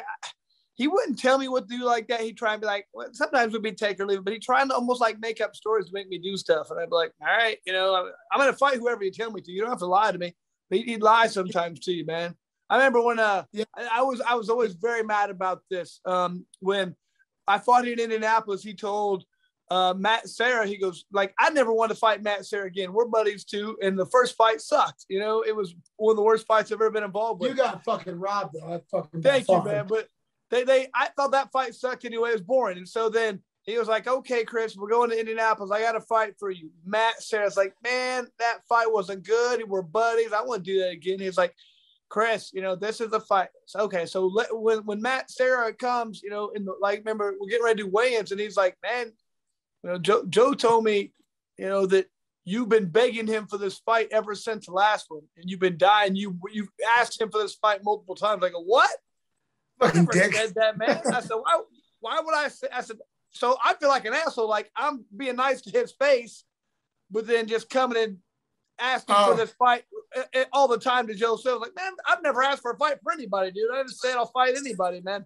But he went to him and told him that, and so I felt bad. Like he was, I felt like a liar. But I was like, man, I never asked for that fight. So I'm like, but like I said, I don't know. He would just kind of.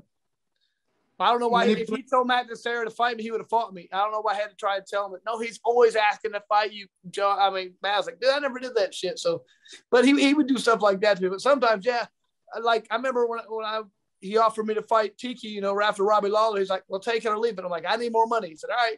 Hung up, and I was like, oh, he called my bluff. So I called him back. Said, okay, I'll take. I mean, yeah, Joe's right. It was very. You had no negotiation power. They told you what to do, and that was it. Yeah. Huh. That Tiki fight, I was just teaching that choke in my gym the other day. I love that choke, dude. I still use it. I never seen it before until you did it. I just found it. I was like, hey, look what I found. So you had to kind of tie up the loose ends on that fight. You at the time, Jason Von Flue was 13-6-1. I think before the age of 18, you had that many professional fights. And at that time, you're 27-8. The one telling thing that took from that fight is Chuck Liddell, what's his name? The guy from the pit, who's head coach. Come on. John Hackleman. Hackleman is in Von Flu's corner. You've got Jeremy Horn, as well as Edwin Dewees. Edwin Dewees is one of those footnotes in MMA.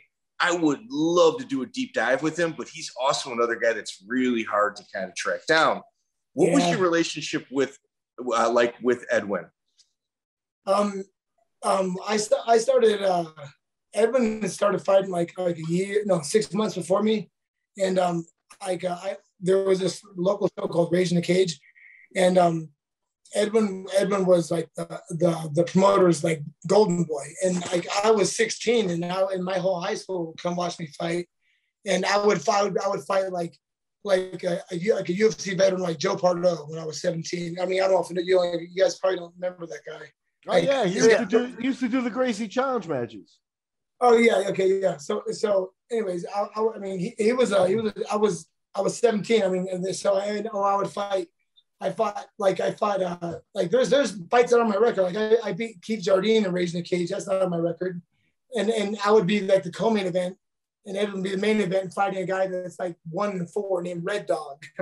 And so I was like, what the fuck? And so anyways, but Edwin was, we had a similar sense of humor. He was a good guy, but he just, again, he went, he was my best friend for quite a few years.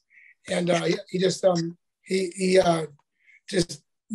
didn't do well later on in life. Really? Is he? I've heard some stuff about him, but he doesn't. There's no one close for me to contact because I've been trying to get a hold of him for over a year. Actually, yeah, he's not an easy guy to get a hold of. Yeah, I mean, I talked to him about a year ago, and he got pretty quick. I mean, he had like 50 fights before the age of 30. Yeah, and I mean, again, fucking a lot of them were on the back of me. I mean, not on the back of me, but I mean, like, again, we would fight in the same card, and the level of opponents, like I think Edwin had he had good top heavy game. Good. I mean, there was some good things about Edwin. I mean, his fighting career, but outside of Arizona, I think he won one fight outside of Arizona. But he beat Drew Fickett one time. He beat Drew Fickett in Raging the Cage. They brought him to Indianapolis once because one of the guys took the ticket money from the promoter and then didn't turn in just sold the tickets and never paid them. I can't remember, but so they brought Edwin in to fight him, and Edwin beat him in like 2 minutes. Yeah, wasn't that guy's name Leo Sebest? That's exactly it. Yeah. I remember. I was there. With that. I remember. Yeah. Edwin, fucking that's. Yeah, I mean, I have a lot of good memories of Edwin. I like to keep him good, because it didn't end well. But he has potential to be a really good fucking guy. And just like anybody else, when they're not in a good place, things don't go well. It doesn't really pan out. It's just sad. Yeah, it's unfortunate. It's unfortunate. From there, you go WEC 15. You fight Rob Kimmons. So you're kind of bouncing back and forth. I think it was before the UFC purchased WEC. You won the WEC title, first round KO. You're just murking guys. Like you're just running through them. On a side note, you give a shout out to Alec Stiebling. He was in my corner. And the WEC title, man, that thing was ugly. The original WEC title, oof. No, yeah, I got a real one now. Thank God. I got a Zuffa one, but yeah, that ringside clunker, that was fucking bad. I remember Shoney Carter would carry that thing around, blinged out. He would bedazzle it. Shoney added to it though. Shoney would actually I remember being like, he's a local guy. We actually have a Shoney interview we're gonna drop, and I remember being at a show and he's sitting in the corner and he's just putting these little blingy beads on it with super glue. And I'm like, Shoney, what are you doing? He's like, this is a world title belt. I got to make it look good. Yeah. That's fucking hilarious. That's fucking hilarious. That shit was more important than training to him, man. He would fucking bedazzle cups and shit. You know that pimp chalice that he brought? Remember? He was in Arizona with me and Chris for a camp, and he was like, instead of training, he was making the gym owner, a guy who stole a lot of money from his families. He's bedazzling his shirts and shit. And like, I'm not training today. I'm bedazzling shirts and hats. I'm like, so the west side of Chicago is like, it's famous for its pimps. Like, we used to have, ever see like the HBO documentary Pimps Up, O's Down? All those guys are from like Chicago. Like, they're like white folks. All those guys, they're from the Chicagoland area. So the woman that makes all of the pimp cups, I just like through a friend of a friend of a friend, I knew who she was. And I got Shoney his pimp cup when he, I don't know who he fought. Maybe it was Nate Quarry. It was a quick one. But people thought he was drunk on his way in, by the way his entrance was with the chalice. Really? Yeah. Yeah, he's a character, man. He's a good guy, though. Yeah. From there, you fight Mike Swick. So the UFC isn't like what it is today. They weren't locking people down completely with their contracts. They would allow. If you went off and lost, then you were cut. Like, a lot of people don't know. Like, Rich Franklin, after he beat Edwin Dewees in the UFC, he went off because the UFC was paying shit money back then. He went off and fought Lyoto Machida in Japan, Machida. and they said you because they wouldn't stop him, but they said if you lost, then I mean Rich fucked his next. He fucked a lot of things up. So he loses to Machida.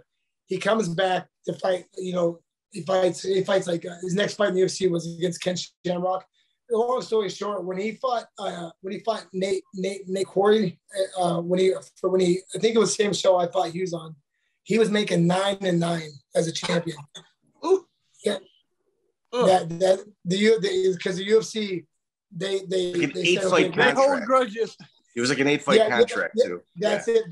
They started him at an 8-fight contract. They started him at 6-6, and then his second fight was when he fought Evan Tanner. So his first title defense against David Loiseau, he was making 7-7. Yeah, it's fucking horrible, man. It was fucking terrible, man. People don't understand the dark days of UFC. And that was before all those locker room bonuses. I mean, maybe the idea was starting to be there, and then Rich and Matt Hughes and everybody eventually benefited from the locker room bonuses. But at the very start, they ain't got nothing, just that contract. Well, I mean, and the reality show. People were paid more than that. You know, I was making twice as much as Rich, and he was a champion. That's fucking me. They just fucked it because he went off and did that. You know, they said, okay, it was the first I got ultimate finale. They said you can fight Ken Shamrock, but you're gonna make 6-6 and you're gonna make 7-7. This, and then they laid his fucking life out for 3 years, and it just looked very fucking dim. And then, I was there when Dana gave him $1 million check though after he survived that, and before he lost to Anderson. I think I forget who.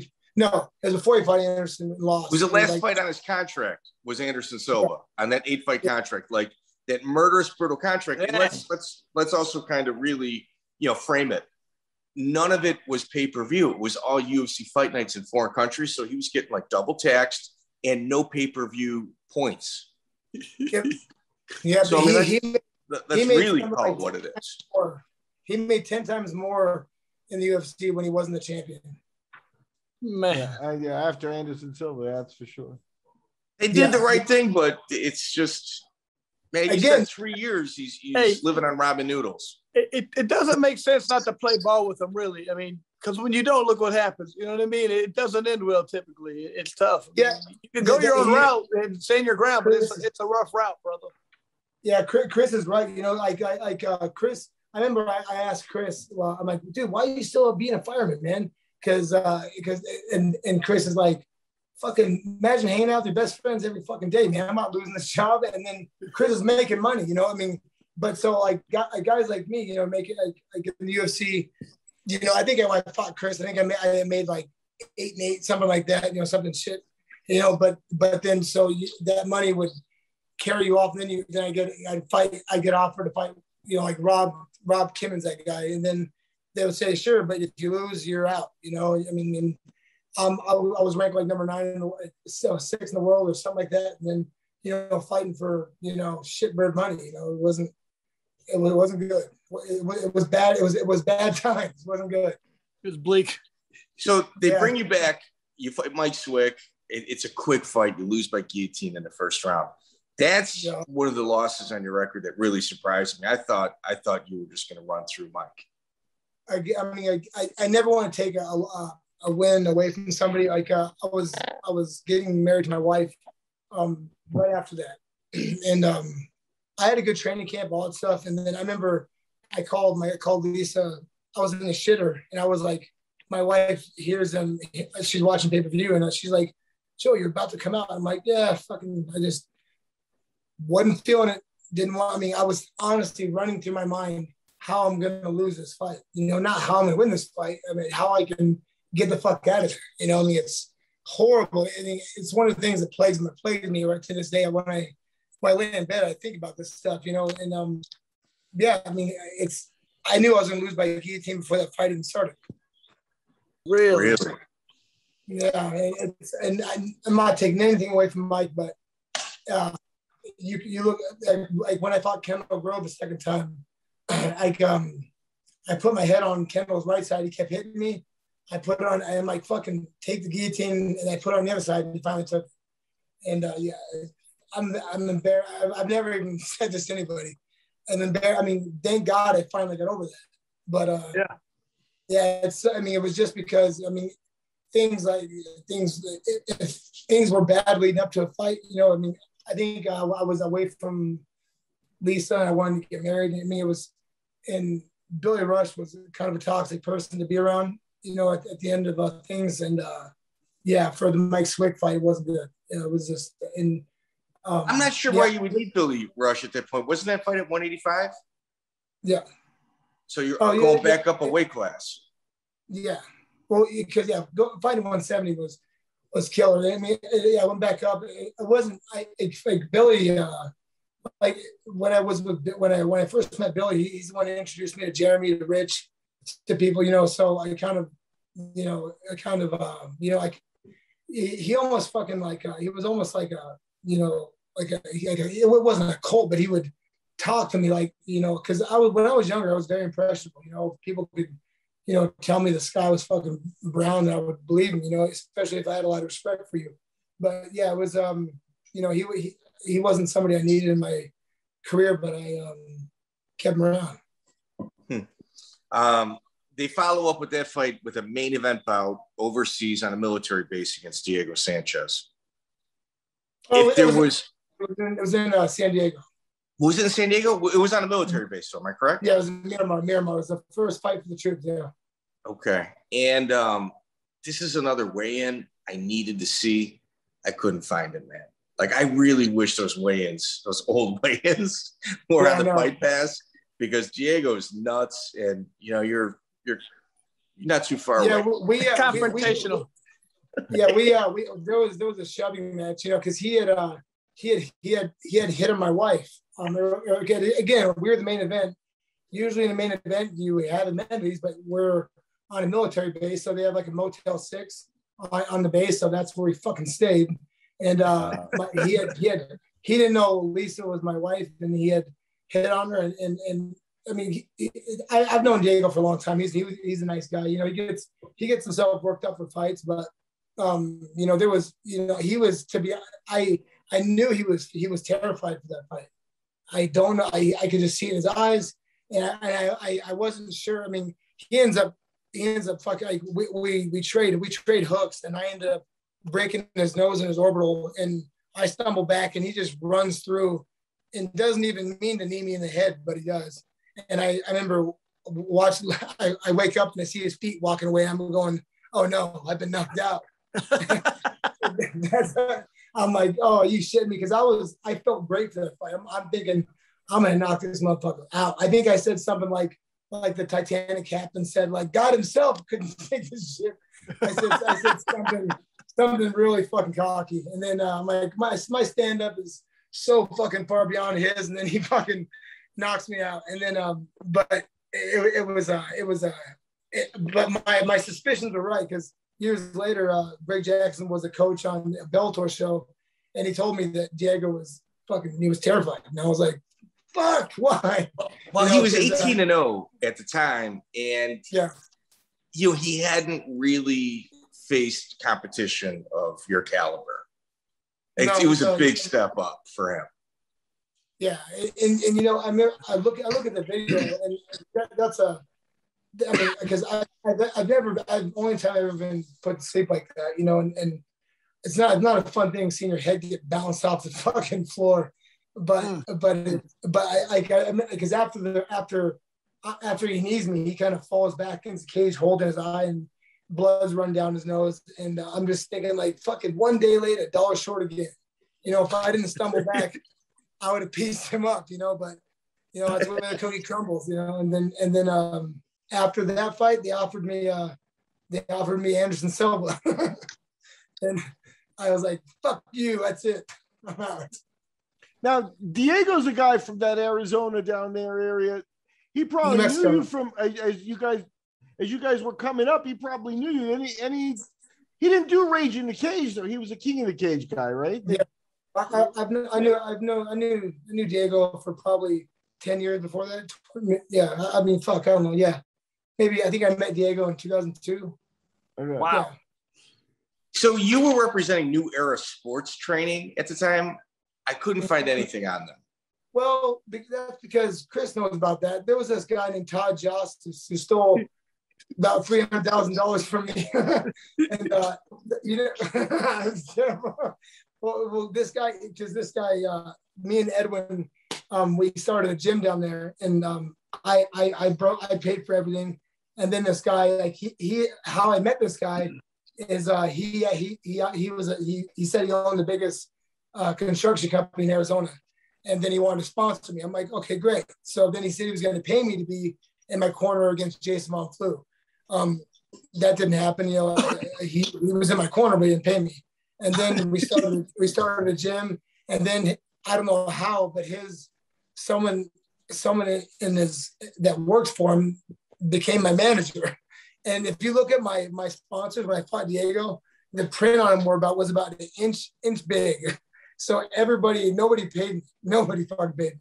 Like literally, they were fucking an inch. And then, so I remember after that fight, I made I think I made $20,000 or something for that fight. And I go to I pay him his money. And then he goes, "Hey Joe, I need to pay. I'm going to be late on payroll. You mind floating me? It was like $300,000." And I was like, at first I was like, what? And then he goes, "Listen, I'll pay you like double that, not double." He said, "I'll pay you $10,000, $20,000 over that in a week." And he goes, "You can't make that money in the bank." And I'm thinking, fucking, you can't argue with that, And then, and then, right, he's right. I couldn't make it. Or the stock market. And my wife goes, "Joey, please do not do that." And then I'm like, "Lisa, this is how things go. I mean, you scratch a guy's back, he's gonna scratch. He'll take care of you." So I gave him a cashier's check, no contract, no nothing, and slowly there was the people he was supposed to pay were picketing outside of his concrete company, calling him because he didn't pay him. He just pocketed the money, and then I go to the gym because I had like 2 cages in there. I had a lot of equipment there. That was mine. And then the door was locked. And I'm like, because they had shut it. They had closed it, the owners of the building, which he told me that he owned. And then I'm like, "Hey, when are you going to pay me the money back?" He goes, "This company, IMAX, owed him this, was going to give him the money." And he's like, I didn't even tell you, Chris, he burned me again last year. But, okay, so he goes, last year? Yeah, It was bad. So I'll get to that. But he said he needs $7,000 to open up the door. So I give him the $7,000. He takes that $7,000, takes all my gym equipment, and starts another gym. So he really just fucking stuck it to me, And I never could see still alive. Have you not? I honestly waited outside of his house so many nights. I destroyed a lot of his property. I'll at least I'll pat myself on the back for that. That's good. But that's good. Yeah, that's sad. It was. Yeah, because I was calling him like, "You owe me money, you son of a bitch." And he's like, "Yeah, we've went over this." I'm like, "Yeah." It was getting redundant. Yeah. There we go. Anyways, he pretty much said "fuck you," and then later on, I owed the IRS. I had a big IRS bill, and so it fell under the years when I paid him that money. And I contacted him. I said, "Listen, I'll let bygones be bygones. Just will you please fill out this IRS form? The money I gave you, we just lost in the gym. It will really help me out." And he goes, "I would." Okay, I'll do it. Do you have $1,000 I can borrow? And I'm like, are you kidding me? He goes, "I'm in a bad way, Joe." I'm like, "You motherfucker." And I'm like, okay, fine. I'm like, but give it back to me. And then so I gave him the money, and then he fills it out, and then when I'm because it takes a little while to fill it out. And then the gym I was at, the lab, he meets me at the lab to pick it up, and he calls me, he's outside, he goes, "Hey Joe, I got it, but I need $2,000. And I'm like, "What?" And he goes, pretty much he's saying he's not going to give it to me unless I give him money. I'm like, "All right, just show me you have the money that I gave you, and I'll give you more money." And then so he shows me he has the money. I'm like, I go, "You guys," so he shows me he has the money. I'm like, "Fuck you." Take the money. I take the piece of paper. And then the IRS calls and says that he said he signed the papers under distress. So I got nothing. He fucked me again, that motherfucker. I hate that rat bastard more than anything. But don't want people. Maybe you can send a message to the IRS that right now he's legitimately should be in distress the next time you see him. If I could kill one man, it would be him. Because there's things in that. He took me in his house. He was nice to us. Yeah, he was like trying to get us to move out there and run the job. I was like, I ain't doing this. But what kind of house was he in, Chris? Huh? He was in a fucking almost like a mansion. Oh, the dude. And look, he presented himself as having tons of money, man. He really did. I thought he had all kinds of money. And what he did is he started a concrete company. When you start a company, the first year you don't have to pay this company called IMEX back. So everything he made was a profit. And he was living fat, and people. He watched UFC, and he made all the people he wanted to meet. He had Hughes coming out and doing all kinds of stuff with them, and it was weird. Yeah, it was. He even had this one time he had Matt Hughes over his house, and Matt was sitting in his recliner, and then my wife was with me, and then I'm like, I was trying to be nice. I wasn't a big fan of Matt. I'm like, "Matt, this is my wife, Lisa." And then he said something like, "Sorry, I had to beat your husband's ass," something like that. I'm like, "What the? I fucking lost fucking." And then, I'm like, I'm trying to, I lose it over stuff with my wife. I'm saying like, beating someone's ass the way I do to you in the fucking gym. You bent my arm, and my wife threw a shoe at his head and bounced the shoe off his fucking head. A lot of shoes maybe. Yeah. Maybe that's what's causing his problems now. We don't know. Yeah, I know. No shit. That's fucking bad. It's too soon, Chris. It's too soon. Edit button.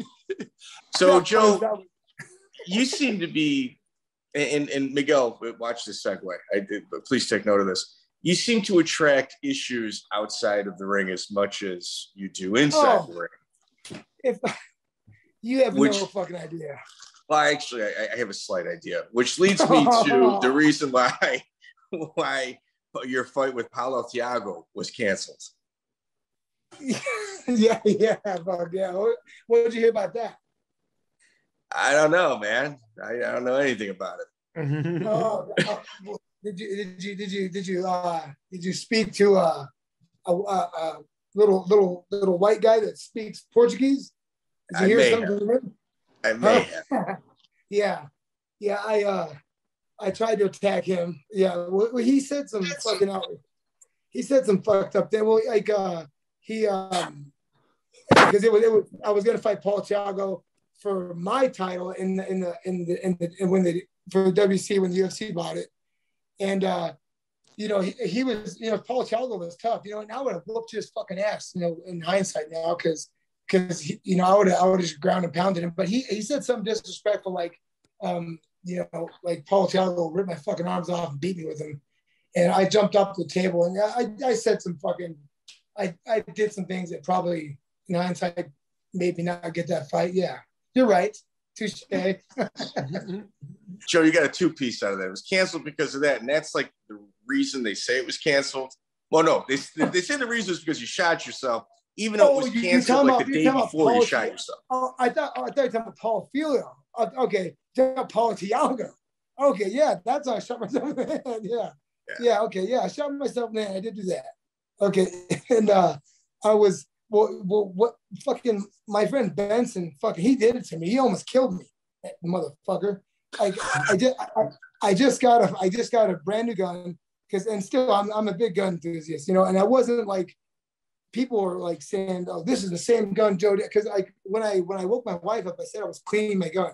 I wasn't cleaning my gun. I was fucking taking it apart because I just got the gun was a 1911 45 6 out. It was my favorite kind of gun. And Benson fucking I had a magazine in it, and Benson he cocks it back and puts a live round in it. I'm like, hey, what the fuck, don't do that. And I couldn't chamber the round out of it. It was a brand new gun, never been fired. I just signed my contract. Well, I just got my release from Bellator that day and signed with UFC all in one day because Bjorn Redney got escorted out of the fucking the office. So I got my release and then I got signed and I shot myself all in one day. But I went home and yeah, it was great. Good day to be alive. I went home. I'm going over my contract and it's all on film actually. Because I was filming a documentary, and that's unbelievable when you guys see it. Because he's asking me, he's like, "How does it feel to sign with you to get out of the contract and sign with the UFC all in one day?" I'm like, and I'm eating blueberries and I'm watching The Bachelor, and I'm like, "Oh, it feels fucking great." And then I got this gun pretty much taken apart because I'm trying to get this live round out, but with the plunger lever was bent, and I put my hand over the muzzle, and I'm talking to this dickhead, and I point instead of having not having my hand over, not covering the fucking barrel with my hand and pulling it, I should, because it was a 6-inch barrel. It was a big gun, and it had hollow tips in it. So when I pull it, it goes off, and then blood hits the fucking camera, and it goes through my hand. I don't even know my hand shot. I just know I see this fucking baseball sized hole in my leg that blood is shooting 6 feet in the air. And Shark Week's on, so I know my femoral arteries hit. And so I'm thinking like, because Joe goes, "You better not fucking get hurt." I'm like, "Yeah, right. I'm not getting hurt." And then just blow my fucking leg off. And then so I walk into the next room. I lay down thinking, because something traumatic has happened. And the guy who was filming it keeps filming it. He thinks he's gonna, because I'm like, turn the camera off. And this is good stuff. Yeah. Lots of hits, Joe. I'm you don't understand the algorithms. Yeah. And so I thought he had turned it off. And I don't know why I was completely naked at this time. And then blood is going up from my leg and hitting me in the face. And Shark Week comes in mind. I'm like, my femoral arteries hit. I don't have a lot of time. Because my wife she's not a working nurse, but she graduated nursing school, knows more than I do. So I opened the door and I went to grab the door handle and it went through my fucking hand. And that's when I realized my hand's shot. I'm like, oh God, no. And then my wife comes out and I say, I'm like, "I've been shot," like some fucking guy did it. And then she comes out, she goes, "What's wrong?" I I said I was cleaning my gut. I think it was easier to say, oh, I was taking it apart because so-and-so did it. But thank God I got up and walked around because my femoral artery, because you only have about two or 3 minutes to live before you bleed out. And it was fucking wide open. I mean, it broke off, and the doctor said down into the femoral artery broke off, and it created an internal tourniquet up my hip and down in my leg. They said never seen it, and it was able to slow it down enough. And my wife was able to recognize that and still tie up up the top of my leg where to be bleeding, like right up my ball sack, because the hole in my leg, actually after I got out of the hospital, my penis fell in my hole in my leg. So they were welcome to shot my dong off. That would have been fucking even worse. That was my wife's first thought. She thought I shot my penis off. Dead serious. Then you just had to shoot yourself in the head because it's over. That was what her initial yell was about. My God, no, but because give me that gun. Let me finish the job. I can't go on without this. Right. Yeah. That's what I'm imagining. When you're scared, your dick almost like goes up inside of you. Yeah. So my wife just sees a fucking bush and nothing on it, and a big ass hole. So she thinks they just shot my dick off. And you're naked with the guy filming. Let's not forget that. Yeah. There's a lot of holes in this story. Yeah. Things just might not be adding up. Yeah. So I tell her to go get my son. I think I'm dead. I'm done. And my wife's like, she doesn't argue with me. She goes, gets my son. And then I'm like, I'm trying to say something so profound to my boy, because I'm like, son, and he keeps looking off at the fucking door. I'm like, what'd you come up with? Yeah, I'm like, it was like, I didn't shoot my dick off. Dad loves you lots. Yeah, Daddy loves you more than life. Fuck, I was waiting for something dramatic, and I never went unconscious. I was like, all right, fucking, because when something happened, I'm waiting for the first responders to come, but because I graduated the police academy too, so I know a little about fucking stuff, and so PD has to come clear a house when a firearm's involved, even though I shot myself, and they were actually accusing my wife of it because we got in a little argument the day before, and there was like a scornful note on the counter, and they actually questioned her, like, what is she gonna shoot my leg through my fucking hand? And she's good. She knows what she's doing. But they put me on I finally pass out. They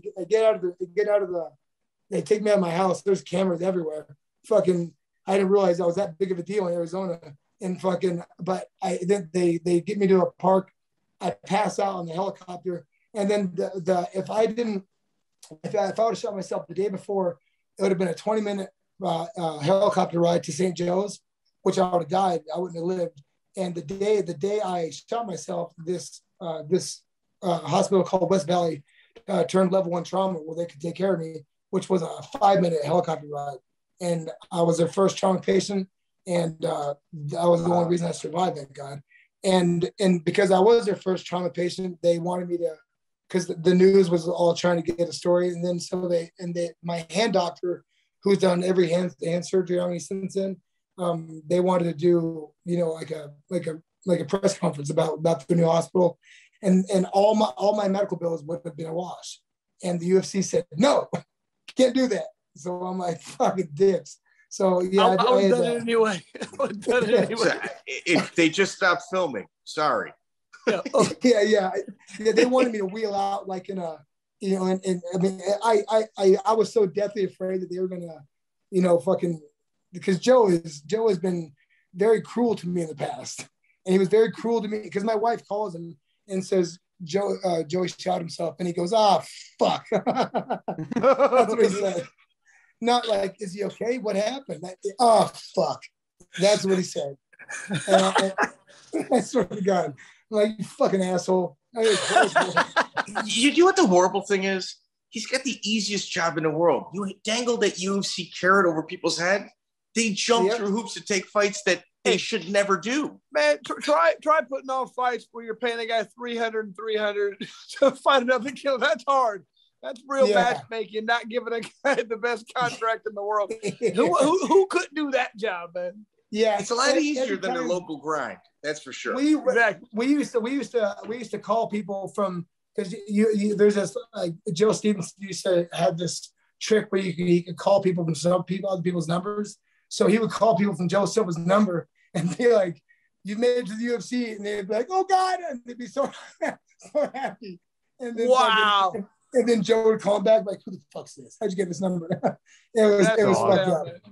But wow. that's how easy Joe's life was. Just a phone call would make people's lives, and then he got some sort of sick enjoyment out of abusing me. You know, like fucking like the first time I left the UFC because I got knocked out by Diego. My next fight was Anderson Silva. That's what they offered me. I'm like, why? Can you please fucking stop trying to kill me? And then he's like, because I go, I'm not fighting 170, going 85. He goes, yeah, I was thinking the same thing. We got Anderson Silva coming in. I'm like, what, are you fucking kidding me? And then I'm like, can you? I was like, okay, I'll take that. Just give me one comeback fight. I just got knocked out the first time. He goes, not a chance. I'm like, all right. So then Strikeforce was talking about me fighting Jake Shields.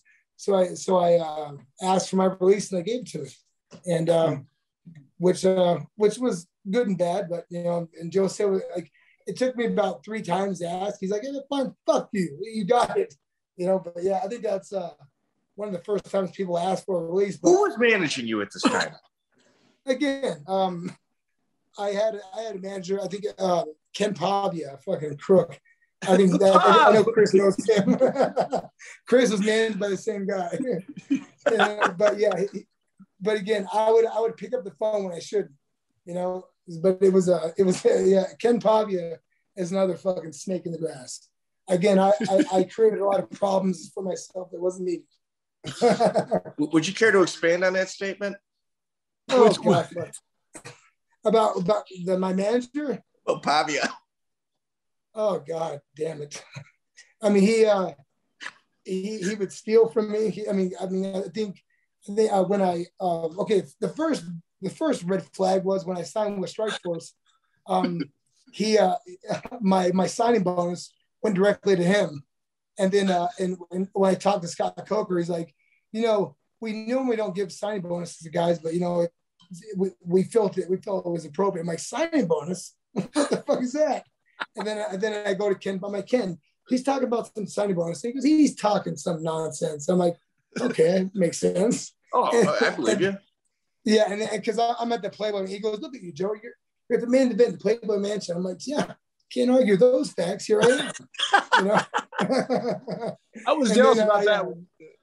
Yeah, that was great. I thought Playboy Mansion fucking was great because I ended up getting a fight with a fucking real tall bird on the way to the fucking ring. On the way to the cage. It was a fucking horrible night. Yeah, it was good. Yeah, and Ken Shamrock was doing a play-by-play.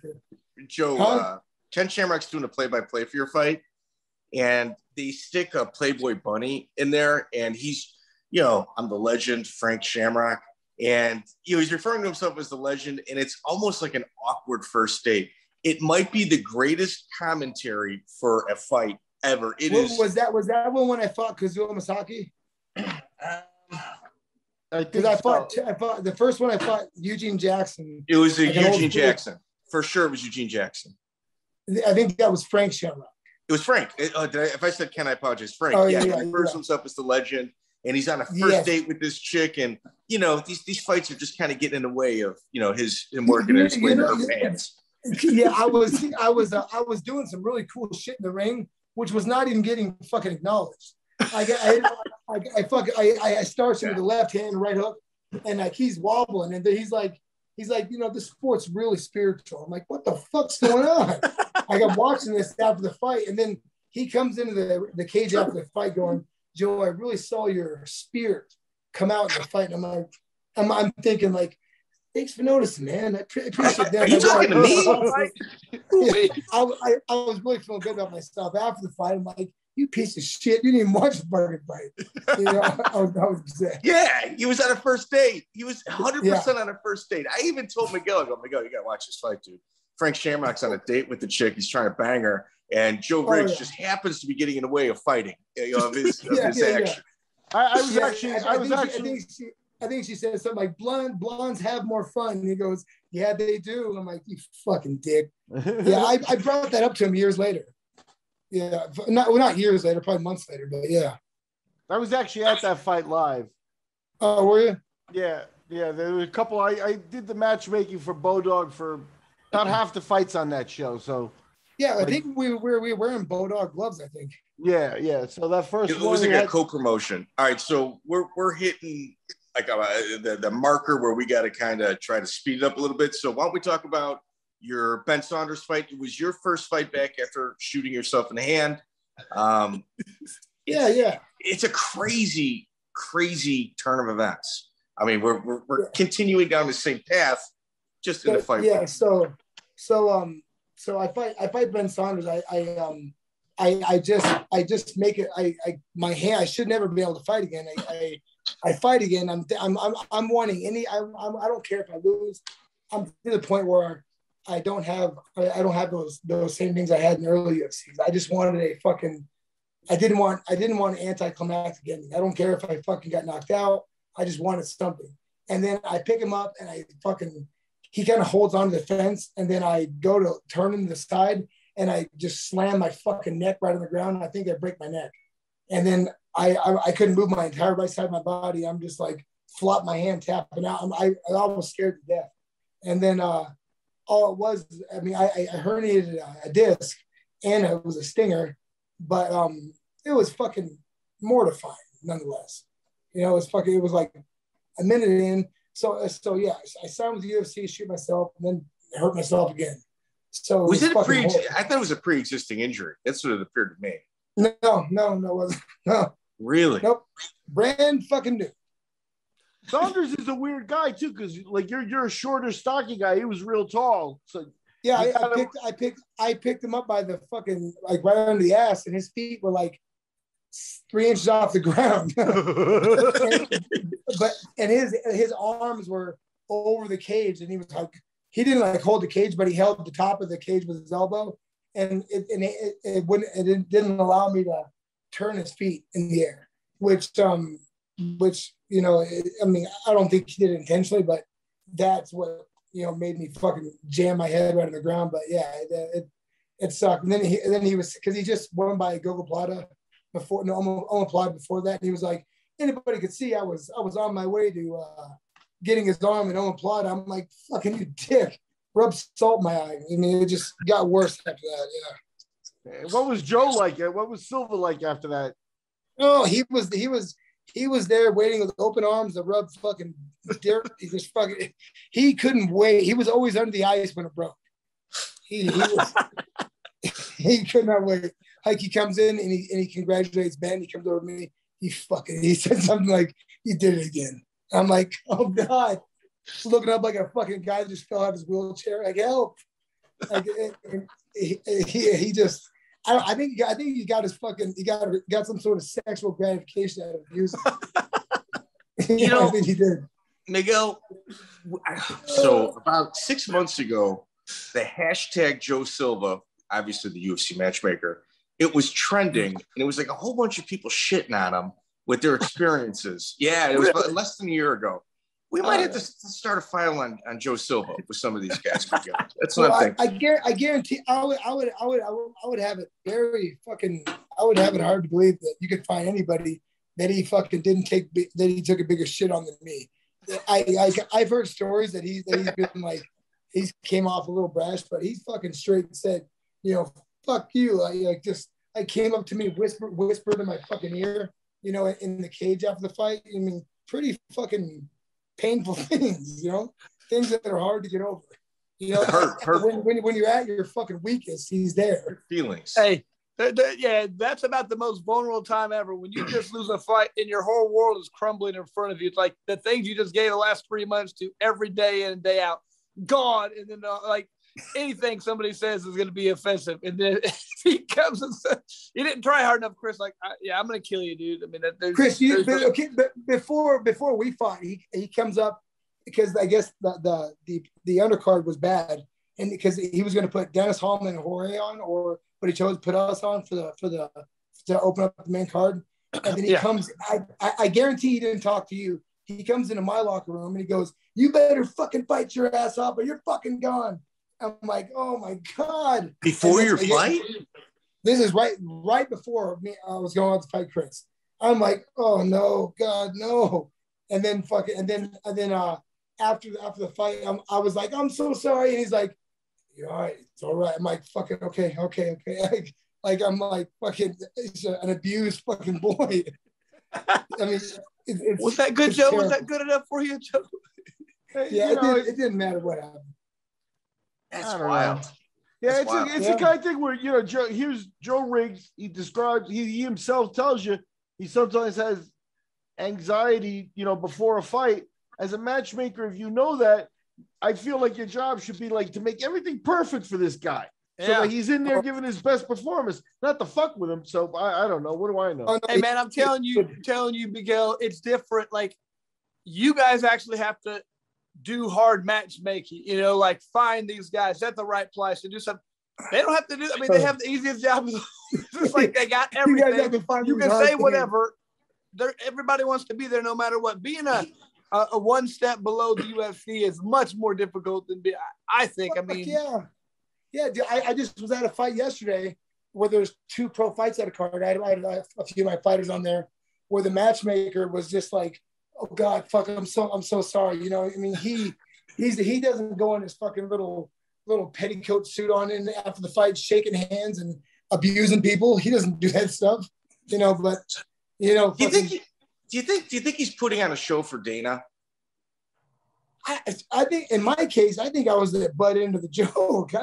It started to become so bad that I knew like Dana fucking I've had probably 10 conversations with Dana that was not like hi or thanks or fucking, you know, and they always revolved around abuse. You know, it was horrible. It was bad. Like fucking and the only good thing he ever did for me is I was gonna fight here in Mitsumura in the UFC, and I lost control of my bowels on the scale, and I had to get immediate back surgery. But he brought the doctor up to make sure my back was really hurting. I had foot drop, and because when you have foot drop, you have nerve damage, and so doctor goes, "Yeah, he can't fight. He has nerve damage," and he goes. And he goes, "Get the fuck out of here." I'm not talking. He goes, "Joe, are you ready to fight? My dad's right there. I'm waiting for anybody to say something." And then I'm like, "Yeah, I'll fight." And then I'm like, "Fucking, why, God, why?" And then he makes me sign another contract, like, "You'll die tonight, but you're okay with it." And then I signed it, and then he goes, "Okay, put him on a plane, send him back to Phoenix, give him the show, win money." And I was like, "Oh, are you fucking kidding me? What am I, fucking Abraham?" I mean, he fucking really was like, I was, and then he left the room like a fucking fart in the wind. I'm like, what the fuck just happened? You know, it was cruel, but it was, I don't know what the fuck to call that. You know, I mean, it's like he didn't know how to be nice. No, Joe Silva was probably outside. So what he say? He's fucking jerking off as he's fucking listening. It was. Talk me through this slow. Talk me through it slow. Oh yeah. Yeah. Did he sign it? Did he sign it? Give me the ink. Is the ink still fresh? Oh God. I know they talked about that. They had to. Fucking, it was horrible. I mean, because one thing I've always wanted to ask Chris if Joe ever did that before the fight with him, and no, and he just confirmed my suspicions. He did. He just abused me.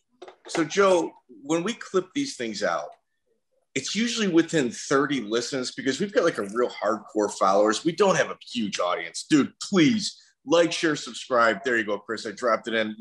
We feel like panhandlers asking people to do that shit. So within 30 listens, we usually get phone calls like, "I'm going to fucking kill this person." Or like Ben Rothwell has swore on site he's beating the shit out of Brian Garrity. John McDessie has called us talking about like he wants to come on and shit all over Sam Stout. Like it's just, we got like videos with like 100 views, but the people that are involved immediately call us like within the first 15. Oh, So is what I'm saying that bad? You'll hear from Joe for sure. We're clipping all this shit out. Absolutely. Oh fuck. Absolutely. I'll take. He can't hurt me anymore. I've moved on from his abuse. I feel like a fucking like a survivor of fucking early abuse as a child. Battered woman stuff. Yeah. I got out of a battered relationship, fucking that motherfucker. I tell you what. I mean, I know for a fact he got off on what he did to me. I tell you that. Joe Silva's verbal bullets are of no match for your armor of self-confidence, Joe Riggs. Remember that. Remember that. I mean, yeah, my self-confidence is about as fucking thick as my fucking hat. It's not a good thing.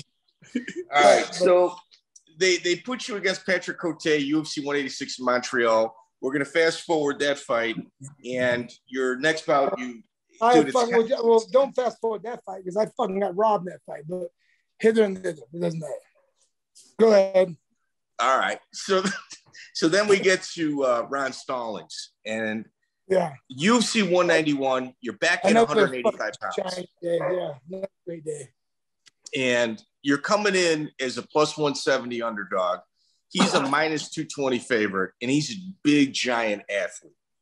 The problem is he's running into Joe Diesel Riggs. Like, Joe, I don't know what you did pre-fight to kind of put yourself in a mental position you were in, but why don't you walk us through the fight? Because there's a couple things that took place that are really interesting and stand out to us. Well, I got really sick like 2 weeks for that fight, and I didn't eat anything, and I was in my mind, I'm like, fuck, I'm gonna make weight easy, but not eating, and something happened where so I went into the fight fat as fuck, but nonetheless, I wasn't sick anymore, but I was really confident, Ron Stallings was really good. I saw him. I remember when he fought this guy in Strikeforce and looked really good, and then he was watching his fights. Every time he fought a southpaw, he got blasted with the left hand. So I was really trying to sit down on my 3-2s, and like in the first round, my right eye has always been a fucking Achilles heel, and he didn't poke me in the eye. He just jabbed me, and his fucking glove went into my eye because I've had so many surgeries. My right eye closed slower. All right, so let me interject. So on the side of his face, and I'm pointing at the side of my head, it goes from the corner of his eyes, and it's a giant red scratch that almost goes to his ear, except it starts right at the corner. It almost looks as if there was a piece of the glove, like, where they kind of sew it together at the end, that may have been out and just scratched you from your eyeball all the way back to your ear. Yeah, coming out for the second round, I couldn't see out. It was because my cornea was scratched like 4 or 5 times. Do you think it was the glove? Something. I mean, glove. I don't know what it was. I mean, he didn't poke me intentionally or anything like that. It was a closed fist. Yeah, I watched it. Yeah, definitely a closed fist. Yeah, his fingers never poked my eye. But something things went in my eyeball several times. But I was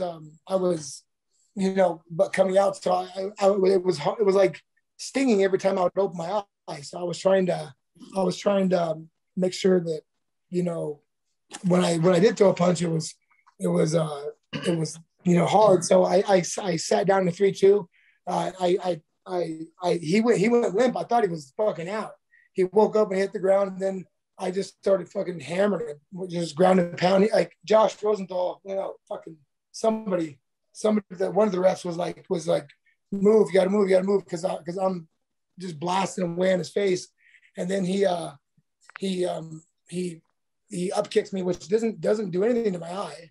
But my fucking dumbass coach is yelling, so they stop the fight and stand me up and bring the fucking because I couldn't open my eye without keeping. I had to shut. It stung so bad, and I didn't complain when he up kicked because I fell in his side mount.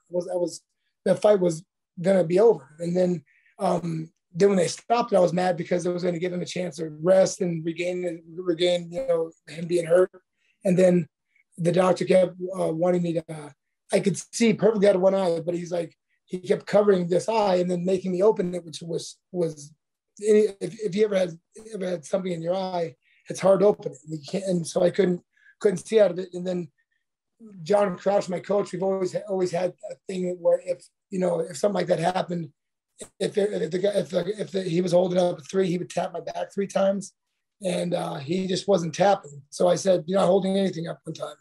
And then then I just when he's like, "What?" And then I just said, "Well, I can't see out of my eye because it's stinging." And then that was a bad thing to say. I shouldn't have said that. And they stopped the fight because I thought that I was going to lose it. I thought I was going to lose because I had to stop. Oh, here we go. All right. So just to kind of put everybody at home, like exactly what was going on, it was a really hard first round for Joe Riggs. I mean, it was a back and forth first round, but you can kind of see there was a little bit of bend happening on Stallings' end. In that second round, you put it on him.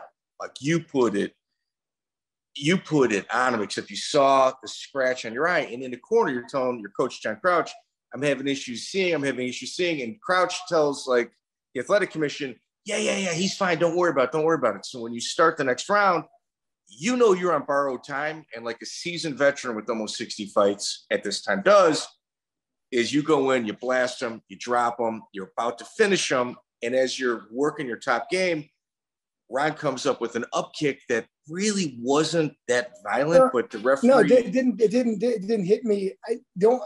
If my coach wouldn't have brushed you. It didn't. They wouldn't have stood us up if my coach wouldn't have yelled and fucking flap his gums, and then I would have. Because if you look at me when I was hitting him, I had my right eye completely closed way before that. So Chris, here it is. Joe Riggs is finishing Ron Stallings. Like within 10 seconds, the fight's over. He receives an up kick. John Crouch in the corner says, hey.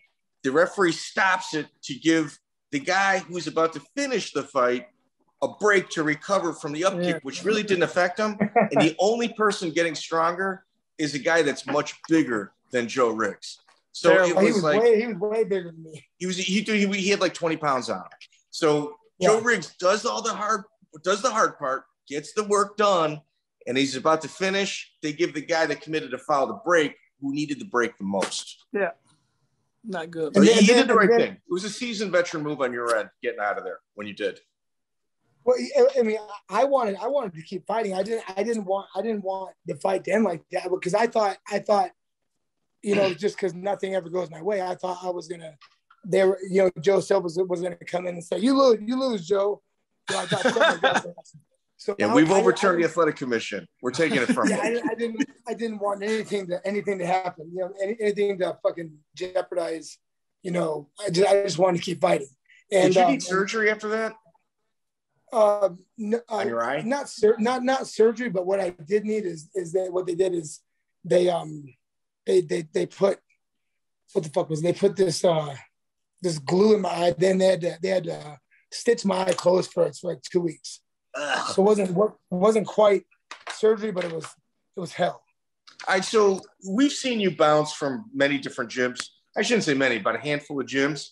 Now you're back on John Crouch. What is the reason for you going back to him? Like, are we talking about past tense or actually right now? Well, I'm talking at this time with Ron Stallings. Because the reason why I went to John Crouch was because I wasn't training with anybody at the time. I just was looking for somebody to, I was just looking for some direction. And Benson was close to me, and Benson talked me to go in there. And the things that he would say, I knew he was full of shit. I knew that, but I would listen to him. I remember he was, because he's a part of the Gracie, the whole Gracie thing. So I remember one time he was talking about Joe Pardo, and he's like, this guy Joe Pardo was a fucking killer. If he was fighting right now, he'd be UFC champion. And I go, yeah, I beat him when I was 17. He goes, oh, Joe, no, he goes, he's gotten a lot better since then. Yeah, he goes, you're sadly mistaken. If you fought Joe when you were 17, you wouldn't be alive today. And I go, no, I did. And he goes, let me tell you something about Joe Pardo. He would rip your fucking arms off and choke. And I'm like, oh, I go, so I type him up. I said this. He goes, yeah, that's Joe. And I'm like, see, I knocked him out in the second round. He's like, he drops his head and then he goes off him. And I'm like, so that's the first time I'm like, huh, okay, he doesn't know that much. And then like the day I shot myself, he didn't want me to sign with UFC for some reason because he goes, I go, I'm talking to Joe Silva and he said that Paulo Thiago fight is open, it's available, and he wants me to take it. And he goes, Joe, I just talked to Joe Silva. Joe doesn't trust you. He doesn't want you in the UFC. And I'm like, what? I just talked to him. And he kept saying, no. He kept saying I was lying. I'm like, yeah, that was Joe Stevenson under a fake number. Yeah. So I'm like, no, I just talked to him. And then he's like, then I kept going back and forth. Joe's like, give me the release, and then we'll sign you. And then I go back with my signed contract. And John goes, hey Joe, I just got phone with Joe Silva. Said there's no chance. Drop it and leave it alone. I said, well, here's my contract. I'm fighting in 2 weeks, and just walked away. And I'm like, what the fuck's wrong with this guy? Is he fucking, and then so he doesn't say anything about it. And then almost like when I shoot myself, it's like, he's like, yes, he's not going to fight in the UFC, because like he wasn't not that bad, but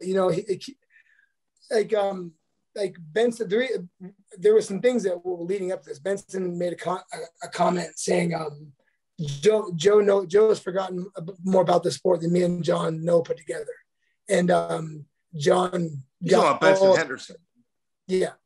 Okay. And Ben didn't mean anything disrespectful by it. He was just being mad. I mean, I probably do 60 plus fights. Yeah. And so and then John, like when somebody would ask John something, like, I don't know, why don't you ask Joe? He knows everything.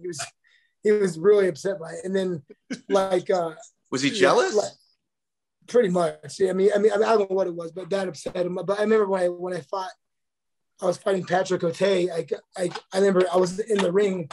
I was like, he came in the corner.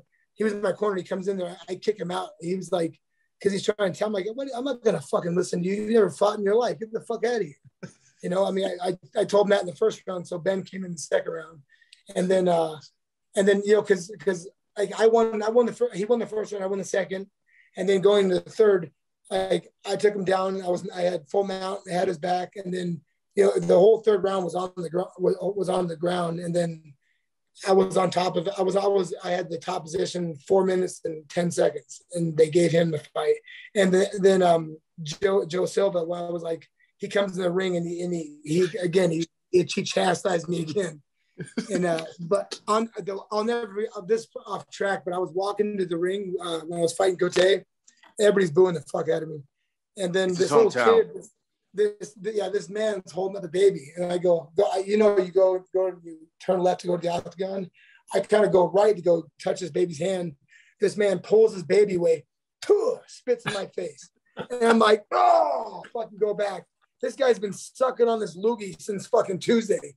And he had this mustache like Burt Reynolds, and I was like, no, fucking God, no. I mean, it was the worst fucking thing in the world. And then I sat at my corner. Was facing him the whole time. I could just see his smug French fucking ass just saying horrible things. I'm like, I was just watching him the whole time. I'm like, because if that was in the US, they would have drug him off. Because Joe was like, "Ooh, Joe just got spit right in his face," and it was very fucking visible from TV. Like my wife after the fight, it's like, "Yo, I saw that guy spit in your face." I'm like, yeah. I felt that too. Go Ken. Yeah, but yeah, where's my backup, hon? Yeah. That was a shitty day. Yeah, but it was like the thing about Cote, he's 15-1 in Canada at this time. He's only lost one time. So he was probably finished in Canada. Cote is a great guy. I mean, he's a nice guy. I mean, he's a tough fighter too. But Joey blew us off. He committed to an interview. And you know what? I did all his TKO years. I'm not even going to touch his UFC. That shit, it takes so much time out of my life. I'm in. And then it's just, he's reading my message. No response, no response, no response. He's ghosted you? Ghosted. Fucking dick. Yeah, that's fucked. I mean, you know, because when I cut weight, I probably aged 10 years when I cut weight. So I remember after the fight, like Errol Horney's like, hey, you know, I bet you weren't expecting that great of that kind of fight from Joe Riggs, you know, because a lot of people were saying he's like, you know, I'm older than him, even though he looks far older than me. I'm like, you motherfuckers, you got to keep fucking throwing salt in my wounds. Like fucking, God, I'm just sitting there, just shaking my head, and again, at that time, Joe Silva comes by, and I go, hey Joe, I won that fight, and he goes, maybe if you would have fucking chose to stand up instead of take him down, you would have. I'm just like, oh God, fuck my life, Joe, you son of a. Yeah, because he looked at me with such disdain when he said that. Maybe you would have if you wouldn't. I was like, what? Because Cote kept trying to take me down for some reason, and then I just countered that with it. Because I mean, but he didn't go abuse Patrick. He just went over there. Great job. Great job, Patrick. Yeah. Hugs. You look great. Hugs. Yeah.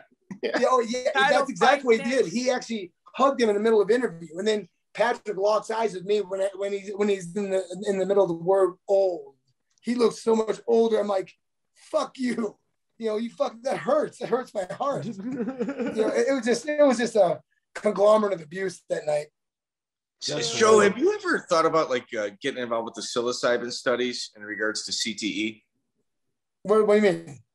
Well, a lot of times there's studies showing that people are microdosing in order to help them like combat the effects of like past concussions. No. So basically, what he means is you take just a tiny amount of like mushrooms, like not enough to get you like high, but or make you trip, but just a little bit, and it helps. Like, yeah, to be like a patient for it. There's a lot of companies right now, kind of. I'm not going to say catering, but they're talking to a lot of the former MMA fighters with extensive backgrounds, and they're sending them samples. Have you ever thought about getting involved with any of that? Have you ever eaten mushrooms before? No, I never done drugs. I was addicted to painkillers one time, but I got off those. But I my last MRI, or no, it was CT. I fought this guy. What was his name? It was in Atlantic City. His name was George Sullivan. I think his name. Yeah, George Sullivan. He fought in the UFC. I fought him, and they made me get all this shit done because I've had so many fights. And I've always had some sort of stuttering problem. You know, I've always had some sort of speech impediment since I was a kid, and I have a raspy voice. The older I get, it gets worse. And but when I got this, you know, I always worry. I worry about, you know, my brain all the time, because I'll go back and listen to old interviews I do, and I sound different because I'm younger. But you know, it's like a Ozzy Osbourne. Like it's hard to understand sometimes. But but this doctor said that he can look at a person's brain and he can tell if it's a normal person, if it's a football player, if it's a fighter, just on the damage of their brain alone. And he looked at my scans, and he said it looks like I'm a normal person. He can't tell my brain's taking any abuse at all. Dude, you're very coherent. Like we've had guys on here where we struggled and we just kind of pushed through. This is just like, you can't even tell. Absolutely not. Yeah. How do you feel, Joe? Did you have a lot of concussions like throughout the trip? You know, throughout your career? I've had one concussion. When I fought Diego, I think I had a concussion, but no, I don't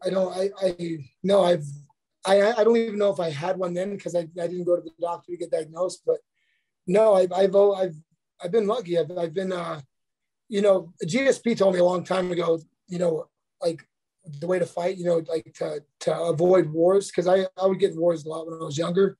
And he said, you know, even if you have a better striking than the guy, if he wants to strike with you, take him down. You know, if they want to take you down, make him strike. You know, it gets you away from the wars. And then that's what I did. Even if I had better striking than I would, and they wanted to strike, I would take them down, and inadvertently it would keep me away from taking damage. Well, where were you for me, George? You didn't tell me none of that shit, dude.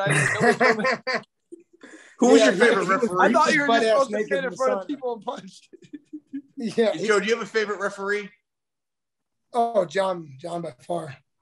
Big John McCarthy. Yeah, I mean, I think Herb's a good ref, but he won't ever ref my fights since I beat the shit out of him. Yeah, he gets fun at the amateur circuit or the independent circuit as professionals. That's correct. No, yeah, he since we fought, he'll never ref any of my fights. I don't know why. He's phenomenal referee, man, and he's one of my favorites for sure. He's the nicest guy. He says the reason why he doesn't do it is because when somebody, this is true, when somebody beats you, you always want them to win, because you're inadvertently makes you look better. Yeah. And so that's what he said. So, you should be pushing for him to ref all your fights. Yeah, I'm just saying. He won't. He's never ref one. I'm like, what do you fucking hate me? And he's like, because I knocked two of his teeth, two front teeth out, and it was quite hilarious actually. Yeah, it was. I hit him with left hand. I think they were veneers. That might have been fake, but still, they went flying like fucking like broken glass. And then I mounted him and was just hitting him, and he tapped out with both arms and both legs. And it was, he had seen better days at that point. But it was, I think I was only 18, I think, at the time. I was young. Joe, and like I said, we're only concentrating on UFC, WEC. One last question out of me. On the independent circuit, did you ever get ripped off by a promoter? Oh, fuck yeah, of course. Yeah. It's important. So it's one of the benchmarks you got to hit in order to become a 50 Fight Club member. You got to get your shit stolen. Yeah. Let's go down to fucking Costa Rica and fight. And I didn't think. My psychologist, my therapist says I have a childlike view of the world because I think people should treat me like I treat them. What kind of a fucking person thinks that? I thought that was a golden rule, but I get mocked by my fucking therapist for that as well. But so I don't think someone's gonna give me fucking, if I fight, I think they're gonna give me money because they said they would. I signed a contract. But yeah, I came home with like a $75,000 check that my bank laughed at. Yeah, it was bad. From Costa Rica? A good thing. Yeah. Who was the promoter? Fucking, I think the guy, the betodessa.com guy. I knew who it was. Was it an older woman as well? It was a woman. What do you mean by it was Joey Odessa and it was a female. Am I correct? It was a woman, yeah. Oh my God. Oh, I can't remember her name. Chris, this is why I'm mentally ill. Yeah, I used to be friends with her on Facebook. Okay, so she's stitching for 70. Hermes Franco was also on that card. Am I correct?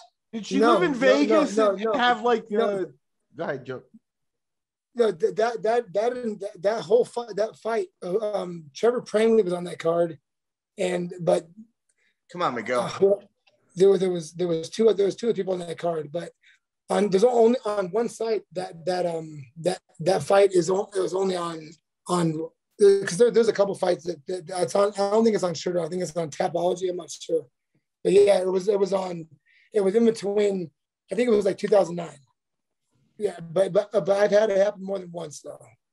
Oh. Yeah, is that what you guys is that your coup de grace for the guys that have over 50 fights? Just to rub more salt in the wound to bring up old Joe. There's certain benchmarks you got to hit. Like you got to get ripped off by a promoter. I mean, it's screwed in someone else's hometown. It's just I think I get them all. It's happened in. Actually, when I fought the last time it happens, when I fought Shoney Carter.